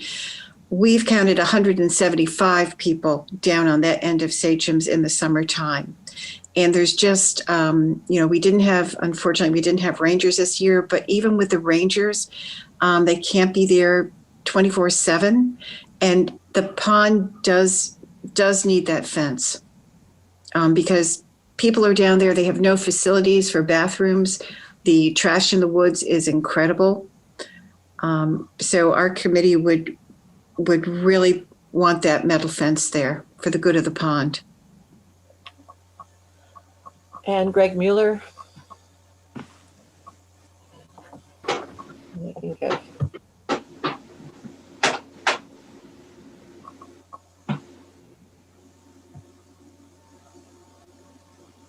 Hi, can you hear me? Yes. Mm-hmm. Yes. I was muted. I think Kelly captured some of my observations as well. That split rail fence at Satcham, it does nothing to detract people. It only sort of pushes them to the stairs or around. In fact, the signs may say that. So I think the two areas aren't necessarily comparable in what we're trying to achieve with the fencing. The access versus the beauty. And I think that, what we've discussed in the past is that wrought iron design does allow, the protection of the pond and liability for the trust with, providing a great or unencumbered as possible view of the pond there. Okay. And Deborah Elwood. Hi, Deborah Elwood, 173 Stone Root Lane. Just want to echo all of this and just want to reinforce the incredible hard work that went into this years ago with both the committee and the neighbors. And again, this was to just what Greg said, to ensure that people could see this beautiful gem. We didn't want to limit that from the trail, but at the same time protect it. from just what we have seen and are worried about now. So just want to echo that. And I think it looks terrific, and I'm really grateful that they're still there. Thank you, Deb. Delia, thank you for bringing it up. It looks like we've got our answer. In fact, actually, this is Greg Mueller again. My biggest concern coming into this meeting, or one of my biggest concerns, was actually the ambiguity of the wording. I think on the website, sort of saying, "Hey, this is sort of still in play." I think we're thrilled. We were thrilled with the process for the design that we arrived at with the wrought iron, and frankly, my biggest concern was that was going to get pulled out or switched. So. Are you okay now? Yeah. Okay. Yes. Thank you. That was our concern. So we're very grateful. Yeah. Okay, good. And the one item with regard to decorative fences extension, further north, I think, is what Marcia had talked about. So that will be part of, I guess, Marcia, your next round of work with that. And the committee will work with Marcia and Delia to figure out the timing for a site walk, and we will balance it with not too many people at one time, but an opportunity for people to get there and actually make a comment. I would just add gate access of the decorative fence is the other issue. Okay. Thank you. And to who was it who mentioned about the locking of the gate potentially, or how do we protect it? I have it here somewhere. I just can't find it in my messy writing. I think that was me. But we don't have We a don't know. I mean, there could be a variety. but we need to look into it. I added into that also Jim Coutray, and I think so did two other members of the community. Yeah. And I would just like to note that having lived in Concord for 25 years, the work that the committee did do to work through all of the issues, those who came before us, we thank you. Because you're making our job now much easier. So I really appreciate the work everyone did. I also really appreciate all of the abutters of all kinds who have come together today to provide input in here. And we will capture all of this in minutes. And I would say that if we have missed anything or misrepresented, please let us know and we will correct it in the minutes. Any other, I see a hand up with Kelly Roberts. Kelly? Hi, thank you. I have another comment about the rail trail, but nothing to do with the south end of Powder Mill, but right at the Serpentine Path, which I would like to say. I think we need to put that out, citizen comments perhaps. Citizen comments. Oh, okay. Okay, fine. Thanks. Yep. So Kelly, I'll make a note that you have a comment on that. Okay. Okay. I think we need to move on. Yeah. No, it is. It's almost getting to my bedtime. So it's almost bedtime. So I'm going to close this section of the agenda and move now to. Thank you to everyone. And say thank you to everybody and to people who've done work. And if you'd like to stay on, please. The rest of the agenda is going to be committee business and correspondence. Moving on to item 6A, operations and maintenance.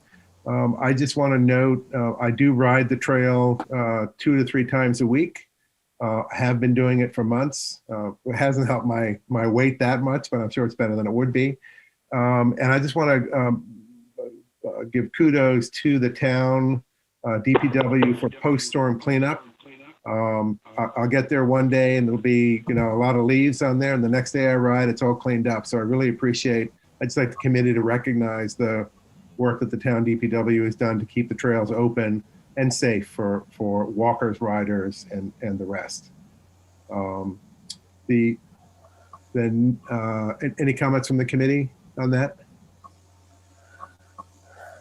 Okay. Carol, did you want to say something? No, okay. I'm okay. Right. Second, next was the use of volunteers. This had been a request, and Marcia, I noted that in your memo, you have answered that question for us. And specifically, someone from the Friends of the Bruce Freeman asked about getting volunteers together. So I will forward the memo to them, and they can work with your contact at the town. So I appreciate putting that in place. And perhaps appropriate, spring cleanup time or something like that might be worthwhile. Right. And I think we have a few volunteers who will do that. Any other comments from the committee? Committee collaboration and outreach. This would be where we talk about committee liaison reports. Are there any committee liaison reports that we need to cover? I attended the Trails Committee meeting last week, and suggested also that you may be aware the Trails Committee has a whole series of trail stewards who do work around trails around town. And I met with them to discuss the possibility whether any of those individuals, as individuals, might be interested in volunteering at some point on the rail trail. There's also concern that came to the Trails Committee and then via us about people riding into the cemetery off the Reformatory Branch Trail. Which we have nothing to do with right now. Yeah, Terry Ackerman, our liaison, forwarded to us. And again, that's something that, we're aware of, but we don't really have anything to do with, right? I think that's the only committees I attended. Okay. Any other committee members with committee liaison reports? Okay. Next item plays a little bit on, I think, a question we had from one of the abutters about usage. The trail, right now we don't have good data on how the trail is being used. I mean, I go on there, as I said, a lot, and I see quite a few people. For planning purposes, I think it's important for us as a committee to have some data about how is the trail being used now, and where, and more importantly, from our role in advising the town and thinking ahead of today, when the bridge gets completed over Route 2, we'd like to at least have some idea to begin to say, what does the world look like after that? We have Marcia mentioned in her memo looking at getting count data. But I'd like to just open it up for discussion with any of the committee members. Any thoughts on count data? I have some ideas, but I don't want to monopolize this. So anybody else want to say anything about trail counts? John. Yes. John here. John, hey, how are you? Marcia might have to remind me, but we this came up within the last year or two, and I believe it was a sort of a coordinated thing throughout the state on one or two count dates per year when everybody tried to coordinate to have a count. And I just don't remember the particulars off the top of my head. Barbara Pike brought that to our attention. We were not in a place where we could get geared up and get that started, but I do have the contacts at the state, and we'll be following up with them to find out when that is scheduled and what we might be able to do to get that in place. So that was what was in my memo, the update, the last item. Yep. And also, I have a personal interest in counts and have actually reached out to a couple of the national organizations, the Rail Trail Conservancy specifically, and have some data and some ideas for them about what data to collect. And they actually have an application that we can feed data to that will provide us some useful analysis of what we find. So I've also reached out to Barbara to see if the Friends of the Bruce Freeman Rail Trail might also help provide volunteers for a count day. So this is something I think that's ongoing and we should keep on our agenda going forward. Yeah, I think Chelmsford has an annual count on a certain day. Yeah, and ideally, like Arlington, I don't know if you've been on the Minutemen Bikeway, but they have a number of automated counters. And so that's another a technical toy that we might think about longer term. But initially, I think doing manual counts is a good starting point. So I'll keep working with Marcia on that. Comments or questions from the committee? Okay. The next action item, items to be considered for future agendas. This goes back to my early discussion of the October 1st, 2020 agenda. The items that were on that agenda, other than the call to order with the town update memo, the Route 2 bridge completion celebration, the Bruce Freeman Rail Trail map update, the report out on the site walk, the Reformatory Branch Rail Trail extension, and the committee liaison reports. We just, given that we got recently from the select board what we need to do, I just want to work with our liaison to the select board and town staff to make sure we have the right items so we can do the right thing to make up for the October 1st meeting. I just noted those items, and I'd like to propose that at one of the upcoming meetings, either January or February, that we complete those items so we can close the book on this October 1, 2020 agenda. Any thoughts or discussion from the committee? Do we need any kind of motion? I mean, I don't know. I don't know if we do or not. Marcia or Terry, any? Scheduled. What? They should just be scheduled for either January or February. Okay. And the schedule is what Richard and I put together, so we will take responsibility for that. Okay. Okay. Next item on the agenda is correspondence. We have two things on the agenda. One is the Junction Park correspondence. Marcia, do you want to lead us through that, or is there someone else here who wants to talk about it? Do you know? I think Dory Keogh is expecting to. Dory, are you here?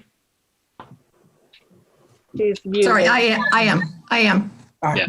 Good evening, Dory. Thank you for joining us. I'm sorry we took a long time to get where you are. I'm sorry for all of you. It's a long evening. I'm not gonna even add to it. I'm sorry. No worries. Go ahead, please. Hey, we're proud to be of service. Yes. Okay. I'll be very brief. My name is Dory Keogh at 51 MacArthur Road, and I'm here representing a number of people who are terribly concerned about a dangerous situation in West Concord with the rail trail. And I very much hope that you people will be able to help. First, a bit of background. In 2009 or so, the town decided to renovate the area, which is between the railroad track and West Concord Center, or if you look at it in the other direction, between the Woods Hill Table and the 7-Eleven or 9-11, whichever it is. And to renovate the park, and the Public Works, under the direction of the town engineer, chaired that project. He invited the very newly formed West Concord Green Thumbs, which now maintains 5 public gardens in West Concord, as well as the Hanging Baskets, and Barbara Pike was one of the very earliest members of the Green Thumbs, to be involved in the design of this park. Knowing that the rail trail was going to be bringing cyclists into the West Concord Junction, one of the main things that the chair, whoever was the present engineer, did was to contact those who were in charge of the design and planning of the rail trail through Concord to ask this question: how are bikes going to get from West Concord Center across the railroad track? And the answer we got in the many times that it was asked was, well, we're working on it. Well, we have some ideas. Well, we're trying. Long and the short is that there was never a clear answer that came to us. And so the park was completed in 2012 and dedicated in 2013. Now, Green Thumbs are often at Junction Park doing the gardening, and they noticed that immediately following the opening of the park in 19, I guess it was, the number of cyclists that started coming into the park and riding their bikes through the park. Now, in the park, there are signs. There's a sign as you enter the park, which is actually at what I call giraffe height, but it's there saying, please walk your bike. There are another couple of signs in the park. What's interesting is it seems that after the bike started, so did other wheeled vehicles, as I'm calling them, whether skateboards or skaters or roller blades or whatever. This park has a really, what Chris Whalen called the widest use of any public space in Concord, from the elderly at Concord Park to the little kids who were at the Children's Center at Harvey Wheeler, who were often brought there. And so it became very clear that there was starting to be a problem. And so I'd like to say this, though, very clearly and slowly, because this is a problem which is in Concord, but it is not a problem that Concord has to solve. And let me tell you why I say that. A similar situation became evident after the extension to Junction Park, that is putting Junction Park out closer into the center, was completed. And when it became obvious that this was a dangerous situation because trucks unfortunately don't bend, when it was brought to Chris Whalen, town manager Chris Whalen at the time, attention, he immediately called a meeting. That he heard about it on a Monday, and on Friday there was a meeting with members of the business community in West Concord, with staff people from the contractors from the Bruce Freeman Rail Trail, who were the ones who had put this approved extension in. There was action, quick action. The state, the contractors, whoever they were for the Bruce Freeman Rail Trail, very quickly ripped up the extension, put in a new, shorter extension, and as Chris promised, there was no charge to the town for this, though there could have been in some sense. We were lucky. But that, I hope, is when you do one of your major jobs, which in reading your charge, which I never had before, is to alert the town manager for issues that need to be brought to his attention. This has got to be, please, on the top of your list. You had a very, I think, moving letter from the director of Concord Park Assisted Living. We did, yes. You all got that, I believe. Yes. You committee did, yes. She's related some close calls. Closies don't count. They do count because somebody hasn't been hurt, but that's about to happen. But before you all make your first suggestion, which I can pretty much be assured is in your mind right now, it's signs. We need better signs. I'd like to give you a little anecdote. Ron Halsinger is the safety officer for the town of Concord, and he has been a terrific person involved in this, concerned about the danger that this is, the growing danger as the bridge, that marvelous bridge, which is going up by leaps and bounds, is completed. The traffic will be even more intense. So he called me one day at the end of the summer. He's been working with a lot of us, and he called me to say, I have an idea. I'm going to order a new sign. This is going to be low, maybe about 2 feet high, 3 feet high, on wheels, and I'm going to put it in the center of Junction Park, where all the 4 entrances would have a confluence, and it will say, please dismount your bikes. And he said, I'm going to paint it orange so everybody will notice it. So I said, that sounds great. So a couple of hours later, the phone rang, and it was Ron Halsinger saying, it works. The sign really works. And I said, fabulous, Ron. Did you have a chance to see it? Yeah. I was standing there, and people just got off their bikes. I said, Ron, let me ask you a question. Were you wearing your uniform, your police uniform? And it was like, the cartoon things of dawn breaks. And we both chuckled, but not really loud. So the police from the very beginning have been quite clear in stating to us about that they do not have the staff or the time or the money to do the patrolling of there. So there's no enforcement. These are lovely signs. That was a lovely sign, but with a real live policeman beside it. So what I'm really hoping is that you will take one of your serious responsibilities as seriously as you can. I think we would be so awful for the person, of course, hit, and it doesn't have to be a speeding bike. As a short bike can catch somebody. A lot of the people from Concord Park can't hear well. And these little kids who love to come down there, they watch the train, they talk about the plants and the flowers and so on, and everybody in between. This is a popular place for the people of Concord, which includes bikers, but walking through. So can you use your good office to bring this concern to the town manager, who I hope will perhaps think about the approach that Chris Whalen took, which was, PDQ, we want some action, and it's up to you to find a solution.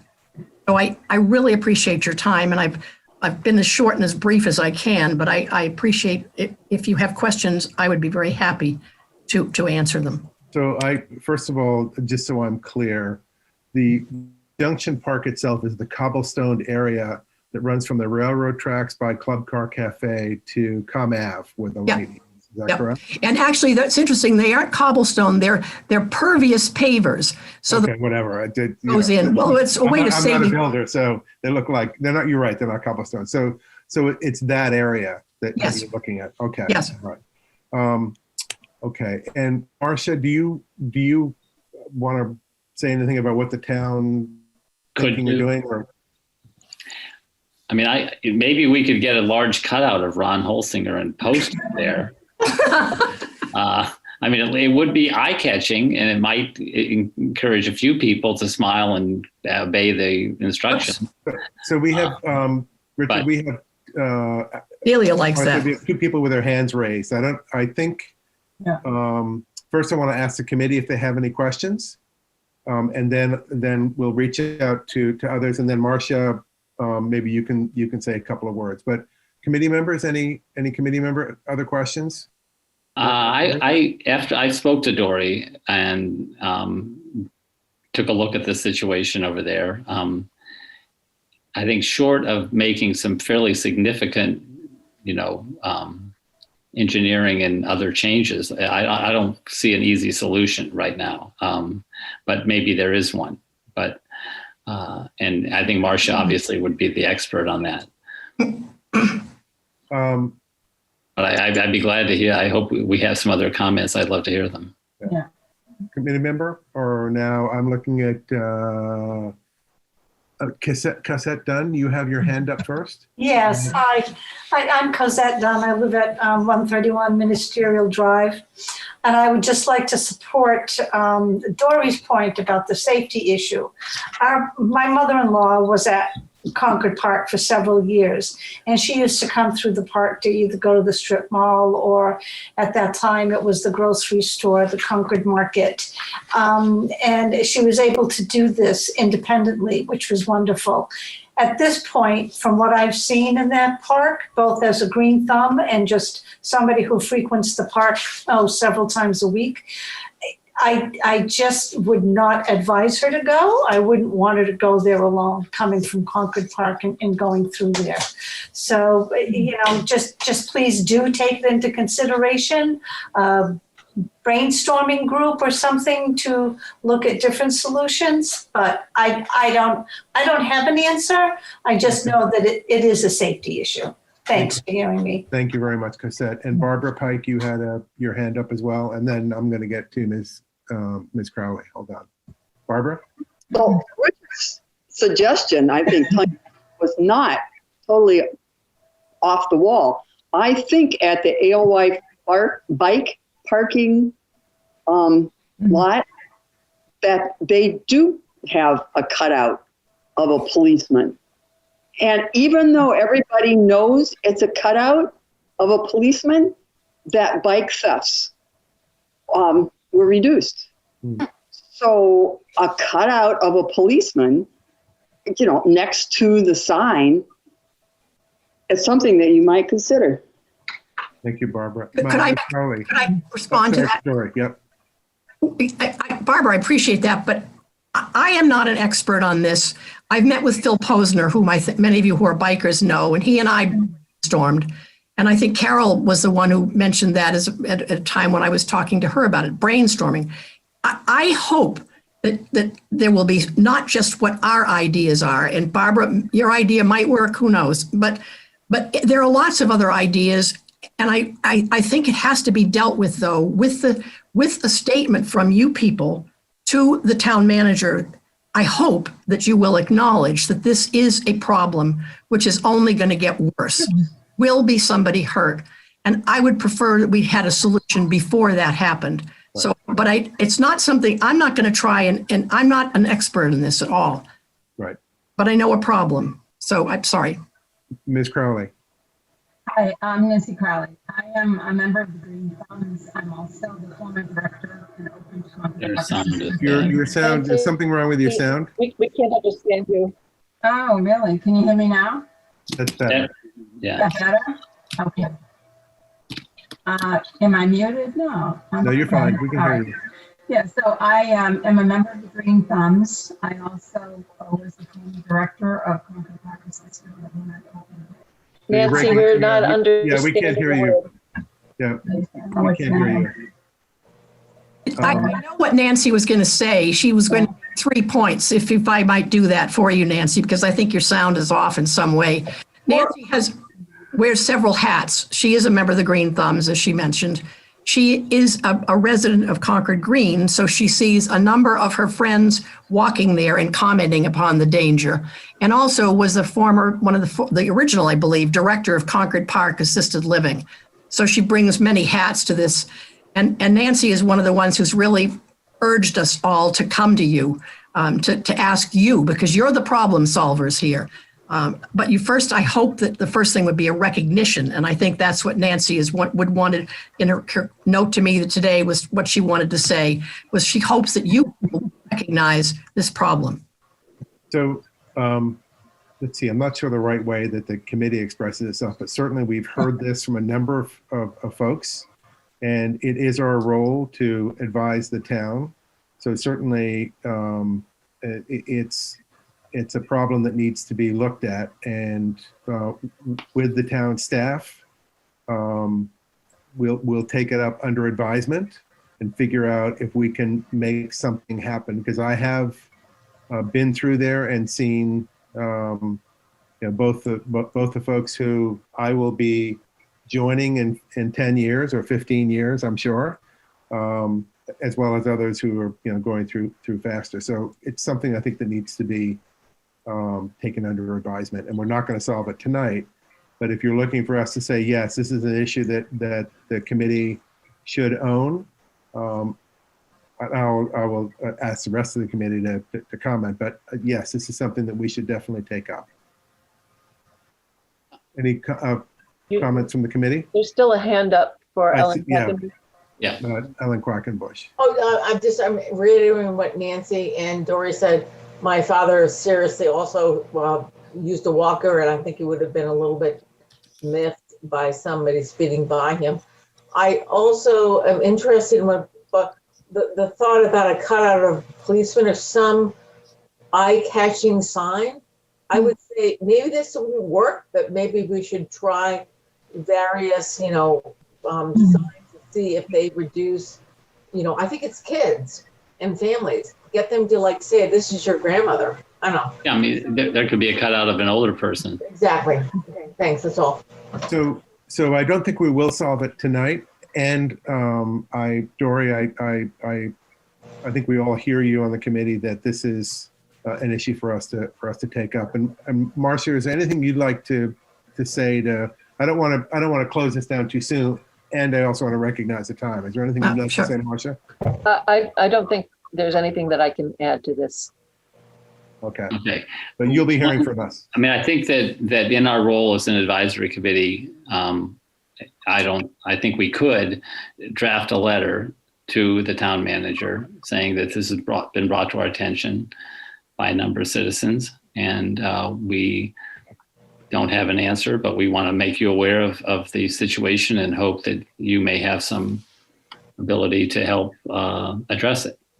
That would at least put our position into the official statement without asking for a specific thing to happen. But express a willingness to work with that. And I think we could have at some point we have a motion to draft such a letter. It could be drafted and then approved at the next meeting, perhaps.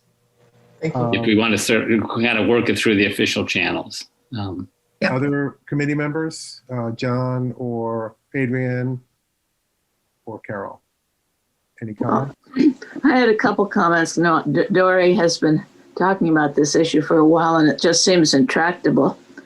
But, maybe one really needs to begin to look at how people are using that junction function. I mean, is it all bikes coming off of the Bruce Freeman Trail? Where are they going? If you're coming off the Bruce Freeman Trail, are you heading then down to the rest of the trail, down to the prison? That's a very confusing set of paths that you have to take to get across the railroad track. Absolutely. And, if you look at that carefully, maybe one could reroute some of those bikes that are coming off the Bruce Freeman Trail, or you could, or you look at where the old people are coming from the from the nursing home. Would there be a lovely path for them to take to the restaurant or something? Could one analyze it in some way?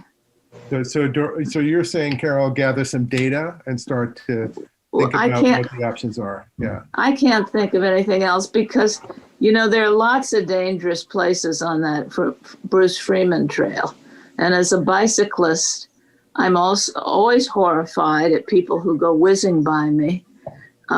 People with dogs and people with strollers, and there's a lot of traffic out there.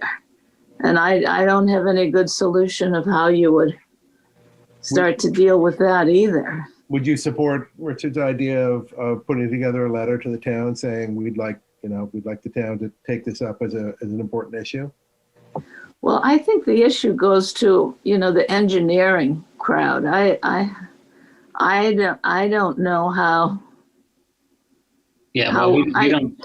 I guess we don't have any authority over anybody. Yeah. And the town engineers might be the appropriate people to take a look at it, but I think they're under the purview of the town manager eventually. Yeah. I think that's a benefit of bringing it to the town managers. They can help us bring together the right people that could do that type of assessment, Carol, to figure out, what's the root cause of some of this congestion in that area, and are there, to your point, redirections or some quick wins, more or less, in order to redirect some of that traffic or make it safer. Part of it, yes, is reminding people the importance of dismounting their bike, but maybe there's a secondary goal, which is to, decrease the congestion in that area caused by lots of things converging together, not just people on the path, to your point, but people coming through from, Woods Hill Table to pick up milk at, 7-Eleven, and people just using it to commuters going through the rail line. I like the idea of using the town manager to help bring together different groups that could have an interest and a way to make that assessment more clear. I mean, ultimately it might mean reroute something, yeah, it could. You're right. Like why does the Bruce Freeman Trail? Well, it could come out further down by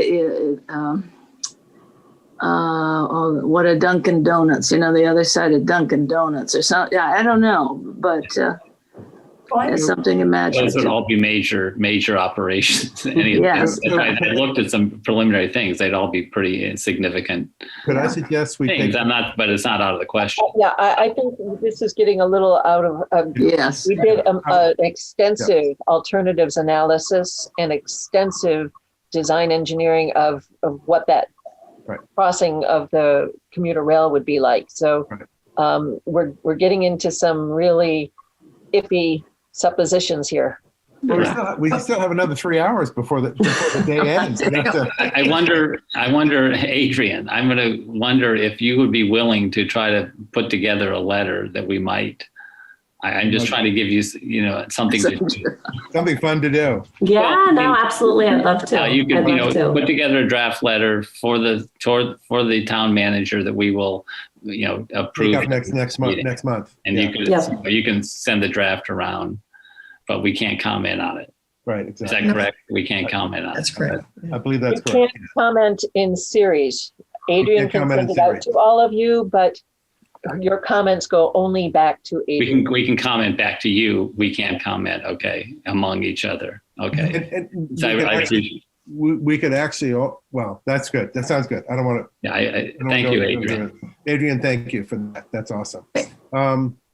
The next item on the list, am I missing something? Dory, do you have anything else? May I just have 1 second more to thank you all for listening to our concerns. And to say to you that this was a problem which people must have realized was going to happen. And now it has. And I don't think we want to wait now until we know what the next problem is going to be, which is that someone's going to be badly hurt. And so I urge you to not just suggest that the town take it on. And I can also tell you from Alan Cathcart, who's the head of Public Works, he's going to say, I have 2 engineers. One of them has been here for less than 2 years. I can't take this on. So that was from him the other day. So I'd be ready for that response. What Chris Whalen did was he didn't go to the town engineers and say, what do you think about this extension? He went to the people who put it in. He went to the rail trail people, the contractors. I think that's where you need to go, as well as, of course, through the town manager. They're sort of long gone at this point. Yeah, they are. So just The project is done. They've moved on. But Yes, and isn't that a shame? It really is too bad. But thank you for your time. We're all going of to you. make a good faith effort. Thank you. Thank you very much. Thank you. The next item is a request to support a letter to be sent, a letter of support to be sent to the Community Preservation Committee for the BFRT funding application of $25,000. Correct. Any discussion among the committee? Did we all get to see it? I did. I have not prepared that draft letter. I'm sorry. I was. We saw the proposal. Yes. Yeah, we saw the proposal. I move that we support that. We supported, yeah, I would second that. Whatever that is. And are you asking that the chair prepare that letter and submit it to the Community Preservation Committee? Is that a motion? Yes, I'd like to motion that one of the co-chairs drafts the letter with the appropriate wording, and I think we need some input on that wording, and we send it to the Community Preservation Committee. And when is there a deadline for that? Yeah, what date? As soon as possible, before the end of the month. Okay. I would make a motion that we, the chairs draft, co-chairs draft a letter. One of you. One of us. Thank you. Richard? Yeah. Can I volunteer you? Yep. Okay. I'll make a motion that Richard draft said letter to the Community Preservation Committee with input from Marcia, and that we do it before the 20th of December. That's my motion. Yep. I second the motion. Second. Roll call vote. Richard? Aye. John? Aye. Carol? Aye. Adrian? Aye. Nat? Aye. Motion passes. That's the most efficient work we did today. This is now the public comment period. I do notice that Barbara has her hand up. Barbara? The Friends would be more than happy to also send a letter of support. I actually don't know what the money's for. So, would you talk to Marcia and do that? Well, the most efficient thing is if you would, can you send me a draft of what you're intending to send, and I can, not send exactly the same thing, but something. I can send you the proposal as well. And that'd be great, because then I would have addresses and dear whomever, and I would know how to address it. But I'd be happy to do that. Barbara, thank you for your frequent support, as always. The next hand we have up is Jane Huber. Jane, could you come on and let us know who you are and where you live? Yes, I am Gerald Kiwanuka at 38 Williams Road, Jane Huber's husband. Welcome. And I have a question. I understand new construction is happening at the other end of the trail, and our area is being declared as done, but we have some requests that haven't been done, and it's been some time now. Could you be specific about requests? I will hand over to my wife to give you more specific request information. Jane and her husband have reached out to Delia and myself, and we have been working with them. We have been unable to do all that we wanted to do because of COVID, because of limitations on what we could do this past spring, and for financial reasons. There are some resources remaining. That's why I'm requesting some additional funding in the amount of $25,000 to help with landscaping, to help with some fencing that was requested, and some additional signage. So that is what we need to address with Jane and her husband. Does that answer your question? This is Jane Huber at 38 Williams Road. Marcia, thank you for that. Thank you. Marcia and Delia have been in touch with us. With all due respect, the conversations we had, and I think this is a cautionary note for some of our neighbors further down the trail, is the conversations we had started 2 years ago this month, actually last month. And the issue that they've been delayed because of COVID doesn't seem to hold as much weight, given that these issues have been issues for 2 years. Can you quickly sure. describe what the issues are, please? I think the issue for us is a question of equity within our community. So we didn't receive any signage, which we were told we would get. We received virtually no plantings. We were told that we could either have a privacy fence or privacy plantings. We haven't received those. And we're not alone in this. There are I think several of our neighbors are in a similar boat.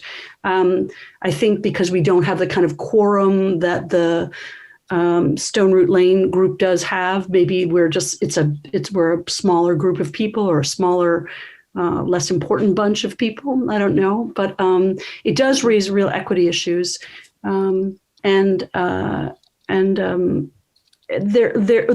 it's serious. We've had people on trespassing on the property, not just the way that you folks have talked about, but we actually had to file a police report because our neighbor was struck by someone who wouldn't leave the property.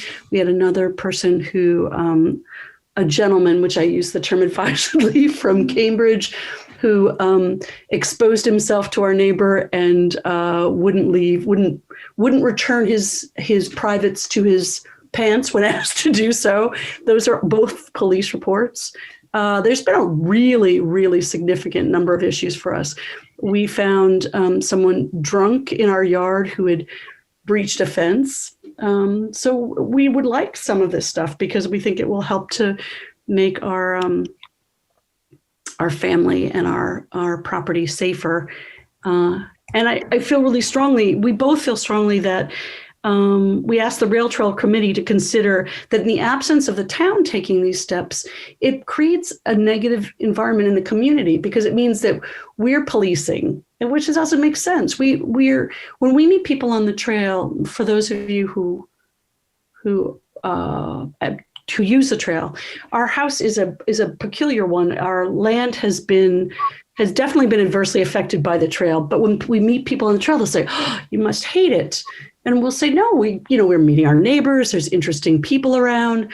Our house has no frontage on a road. We're set back. We're right by the Jenny Dugan wetlands. We have a small homestead, so we have animals. But it's really remarkable. It's almost as if we should become more aggressive in our dealings with the town, or more aggressive with our neighbors or with people on the trail to police them. And so what we're asking is we want the town to help mitigate some of this so that we're not in the position of, becoming those kooks who are like, yelling at people to get out of their yard or step back. Go ahead, sorry. Did someone want to speak? I'm sorry. Yeah. I think somebody just coughed or said, So, I think many of the issues that we're talking about are things that seem to fall between the cracks. I guess we feel really strongly. We went so far as to write We've written several times this year. In the most recent letter that we wrote to the town, we said that we would be happy to provide all of the labor, since we were told that the issue was that there wasn't labor, that we would do all the planting ourselves. We never received a response. And this is who did that letter go to? Delia and me. She addressed it to us, Delia, Kay, and myself. Okay.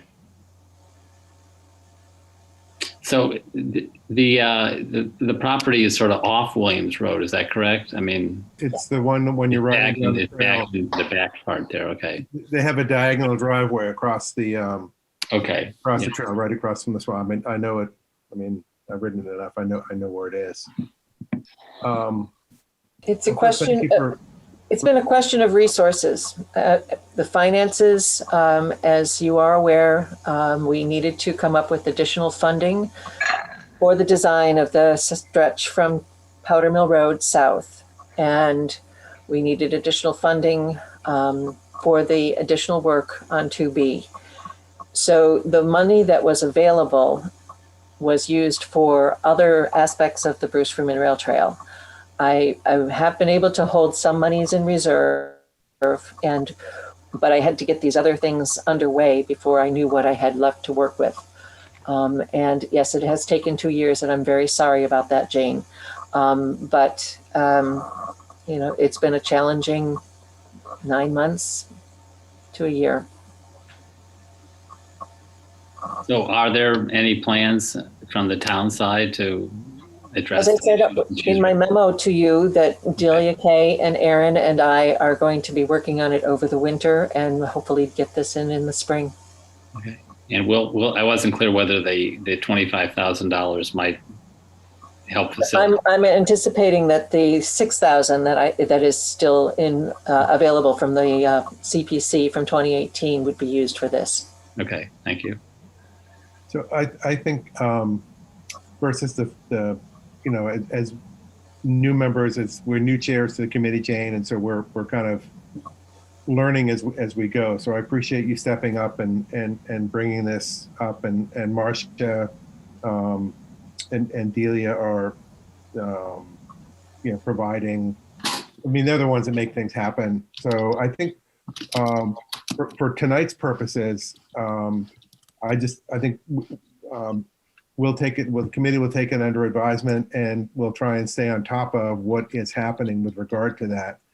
I don't feel like that's a very helpful answer to start with, but it's the only place I know where to start, which is now that that we've heard about it, we will try and stay on top of it. I mean, I think the fact that there have been police reports made is by definition there's a problem. So whether this solves that problem entirely or not, I don't know. But if it does contribute to that being solved, I think it's worth making sure that something gets accomplished within the realm of reason. I think if it sounds like by the spring there could be some movement on this that might satisfy you, and if there isn't by then, I hope that you would feel free to come back and talk to us again. Thank you. I think we're really grateful for your listening, and we're grateful for the time that that all folks, including Marcia and Delia, have put in on this. I think that the issue is that in reality, the rail trail needs to be resourced in a way that reflects our aspirations for it. So I think that there has to be clarity. So I don't think we should start the next portion of the trail if we don't finish what we've already promised on the other parts of the trail. And I noticed that you're laughing, Marcia, but the reality is for those of us in town, like these are important aspects of our day-to-day life. It would be kinder if you didn't do that. I understand. I just, once it's in the transportation improvement program and the funding is there for construction funds from the state, we work to utilize those funds and get the work done. Yeah, naturally. But I guess the point that I'm making, and I really do appreciate the kindness that you are all showing, is that there are a lot of us in the sort of rear view mirror who didn't get what we were promised. And I'm telling those who are in front of the moving vehicle that that is the way it's played out for many of us, for the abutters. And it's not, we're not trying to be NIMBY. We just are actually asking for what was always promised all along. So we will, Jane, we will keep this on our radar. And I also feel both sides, yours, what you're going through, and also the balancing act that the town has to do, and Marcia and Delia at the pointy end of the stick there. So let's, we're aware. Let's see what we can do to help move this forward. And thank you for your thoughtful comments, and for also recognize that Marcia and Delia are trying to work on things. So thank you. Many thanks. Okay. Ned Perry, your hand is up. Thank you, Nat. Ned Perry, 362 Bedford Street. As most of the people who've been on the call tonight know, I've been very much part of this process since it was first brought to town meeting back in 2005, 2006. And I think I have studied rail trails from here to Maine and through New Hampshire. And generally, when they get put in, everybody is thrilled to have them in their backyards. But the intersection going through West Concord, you've heard from Concord Park, you've heard from Dory Keogh, is a problem. And your charge from the select board is not only to work on the design, but also work on the safety. Yep. And I hope that Adrian will take a look at the charge, take a look at the letter from Concord Park, and all of you will walk that area, because if we're going to continue to support the rail trail and the rail trail industry, if you will, through Concord in various different components, you're going to have to resolve this issue in West Concord, because the whole community, that's not just a neighborhood community, that's a community-wide issue with people going through West Concord.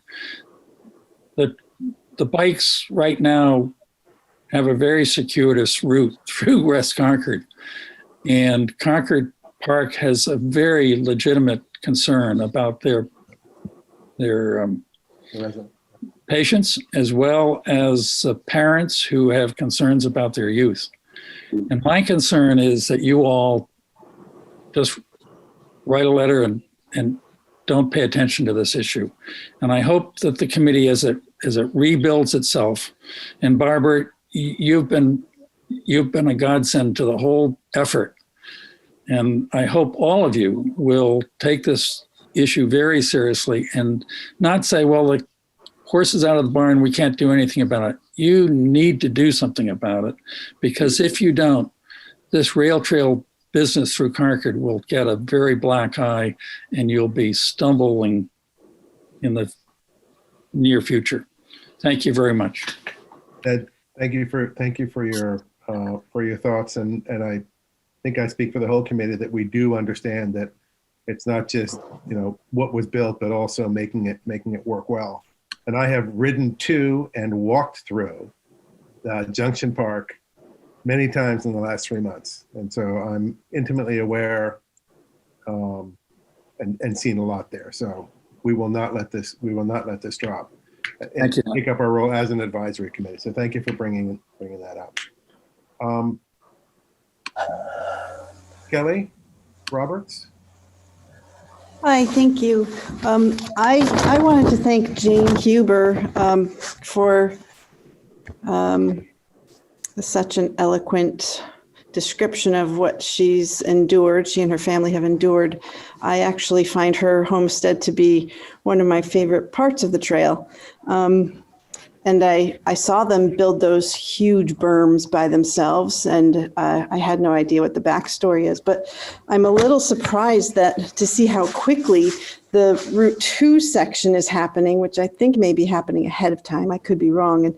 And I do kind of agree that let's get things that were promised to people done before we rush other things ahead of time, if that's my understanding. I could be mistaken.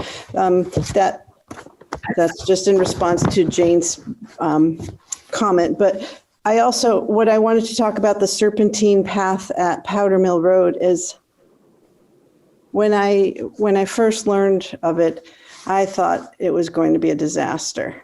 Who would want to go up and down that thing? And I have to say, I love it. I love riding my bike up it. I love riding my bike down it. It's a blast. And the first year, which I can't remember, was it last spring or it must have been spring of 2019 before it was officially open, but there had been wildflowers planted all along the serpentine path, and they were gorgeous. There were some that were 8 feet tall, just beautiful. So everyone, thank you. You did a wonderful job there. I surprised myself by being a convert to the serpentine path. And I just wanted to share that this year, the DPW clear cut the wildflowers. They said that they were told to do it, and they didn't know they were wildflowers. They knew nothing about it. It was just on their agenda for the day. And then what happened is Pathways of Desire, where there were no fences, people rode their bikes down through the serpentine path. And so now this fall, they ended up putting up fences, which, there's some sort of gap of communication between departments. I don't know which departments, but the loss of wildflowers, it was a thing of beauty. It just felt like you were riding through this jungle of beautiful flowers with bees and birds. It was just incredible. And now they're clear cut, and then Pathways of Desire, and now the need for new fencing. So I also want to thank everyone who's worked so hard on this over the years. And it's really a thing of beauty for Concord. But I do think that we have to respect people who are impacted adversely by the rail trail and really listen, pay attention to, and address their concerns. So thank you all for your time. Kelly, can you give me your address, please? 80 Stone Root Lane. 80. Okay. Thank you. I second the love of the serpentine path. Barbara, you had I'm sorry, any committee members want to add anything or say anything? I don't know about the flowers. And no one else has their hand raised? I do. Terry Ackerman, our liaison from the Select Board. Good evening, Terry. Thank you. I want to thank Nat and the whole committee for running a very excellent meeting in terms of it being extremely challenging and emotional.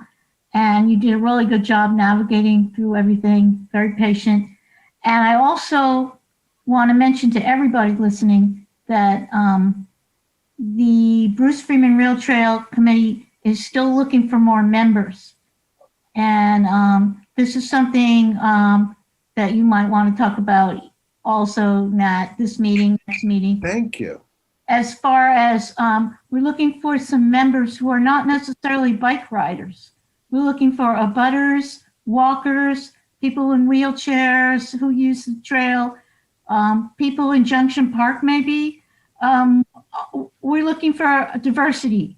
So please get your names to Marcia or myself or Jeremy, because we need 2 more members on this committee. We do need 2 more members on the committee. And so Terry, thank you for reminding me. Obviously, my age is showing up. We are looking for a couple more members, as Terry said, with a variety of interests, and the butters would be good as well. And to do I think the official way is a green card way. Is that correct? But you can also send to send an indication of interest to us, and then to Marcia, because I think her email is on the website. Or you can fill out a green card at the town website. Just put green card in the search engine at the town website, and it'll come up where you fill it out. So as you can tell, it's a very exciting committee that has huge and amazing things that it does. So we'd appreciate any new people who would like to join. And Ellen has raised her hand. Ellen, could you identify yourself? Yes. 64 Stone Route. I'd like to just say something that I've been thinking about, and it actually dovetails with Jane Huber and what Kelly said. I hope that the rail trail has thought about parking. The rail trail committee has thought about parking. I know that at Williams, I drive that routinely in the morning at roughly 8 o'clock, 8:15, and it is jam-packed with people, strollers, people taking their bikes off, trying to cross the street. There's no crosswalk or anything there. Not that I'm suggesting there should be, but that's certainly because of the old rifle range parking, which is supposed to be for the rifle range and for people walking or whatever they're doing in that direction. It is now filled with people who are going to the rail trail, which may be part of the experience of some of the people who live on Williams are finding. It certainly has been a problem on Stone Route, and that the people on White Ave and Mitchell Ave have talked about. There certainly have been people parking on Stone Route all through the summer along Powder Mill, taking their bikes off and going to the trail or whatever they're doing. I know there was a lot of conversation about it in 2015. I haven't heard anything since. But those certainly, the Stone Route and that Williams Junction, those are two popular locations where the parking is not, there's not any designated parking for the rail trail, and it is being used that way anyway. So that's one issue, is just the parking issue and what to do about it. We'll put that on your agenda. And then the other issue would be, as Kelly spoke about the wildflowers, it was lovely. And again, Jane mentioned about planting. I know that there was a number of plantings that were indicated on the original construction up to the Stone Route Powder Mill bridge. I do not see a few pines that may be healthy or dead, and 3 rhododendrons is not the plantings that I saw listed on the plans. And I know that we talked about having plantings put in, as well as the decorative fence, to do some screening to mitigate people feeling like they should it's open access to the pond as it looks for the Stone Route private property, trust property. Okay. So I just want to make sure that the plantings that are in the plan, or that were discussed to be in the plan, are and continue to be in the plan. And as Jane said, plantings that were listed on the original construction, that those continue to be looked at and fulfilled. Marcia, I guess you'd be the one to answer that question. Well, the things that have died that were planted were relocated some of them were relocated in the field by the landscape architect when they came out, because the conditions were not conducive to the plants as they were shown on the plans. So we've had some issues with that. Those decisions were made without our input, and that's where Delia and I were sort of going back and trying to address concerns that neighbors had raised. Again, we did not have the time and did not have the money and resources necessary to do that backtracking.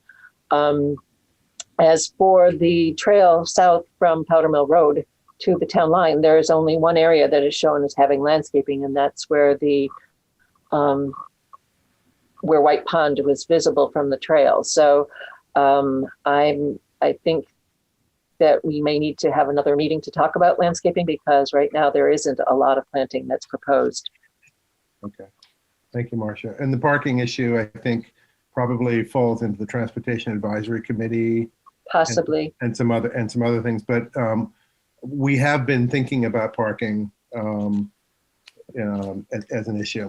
I'd like to note that we've gone for 2 hours and 45 minutes, and I'd like to see if we can hold off any other questions. And Marcia, unless you have something else, I'd like to make a motion that we adjourn the meeting. And I don't want to do a rush out the door, but I think I don't know if you can make that motion. I think somebody else has to. Okay, good. I'll let someone else. I can't make a either. motion to. I'm sure that any other member would be glad to make that motion.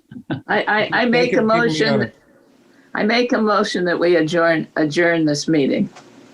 Second. Second. Thank you. Roll call. Richard.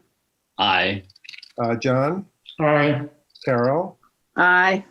Adrian. Aye. Thank you. And Thank you, Adrian. You had a trial by fire. Right. Thank you so much. This meeting is adjourned. Our next meeting is going to be January 7th. And thank you everybody for your patience and your honesty and your civility on this. And Marcia, thank you especially because I know you have another full-time job as well. So appreciate your efforts. And committee members, thank you for being here. And we'll see you next year. Good night, and please stay safe, stay healthy, and have a very, very happy holiday. Thank you. Thanks, everybody. Bye.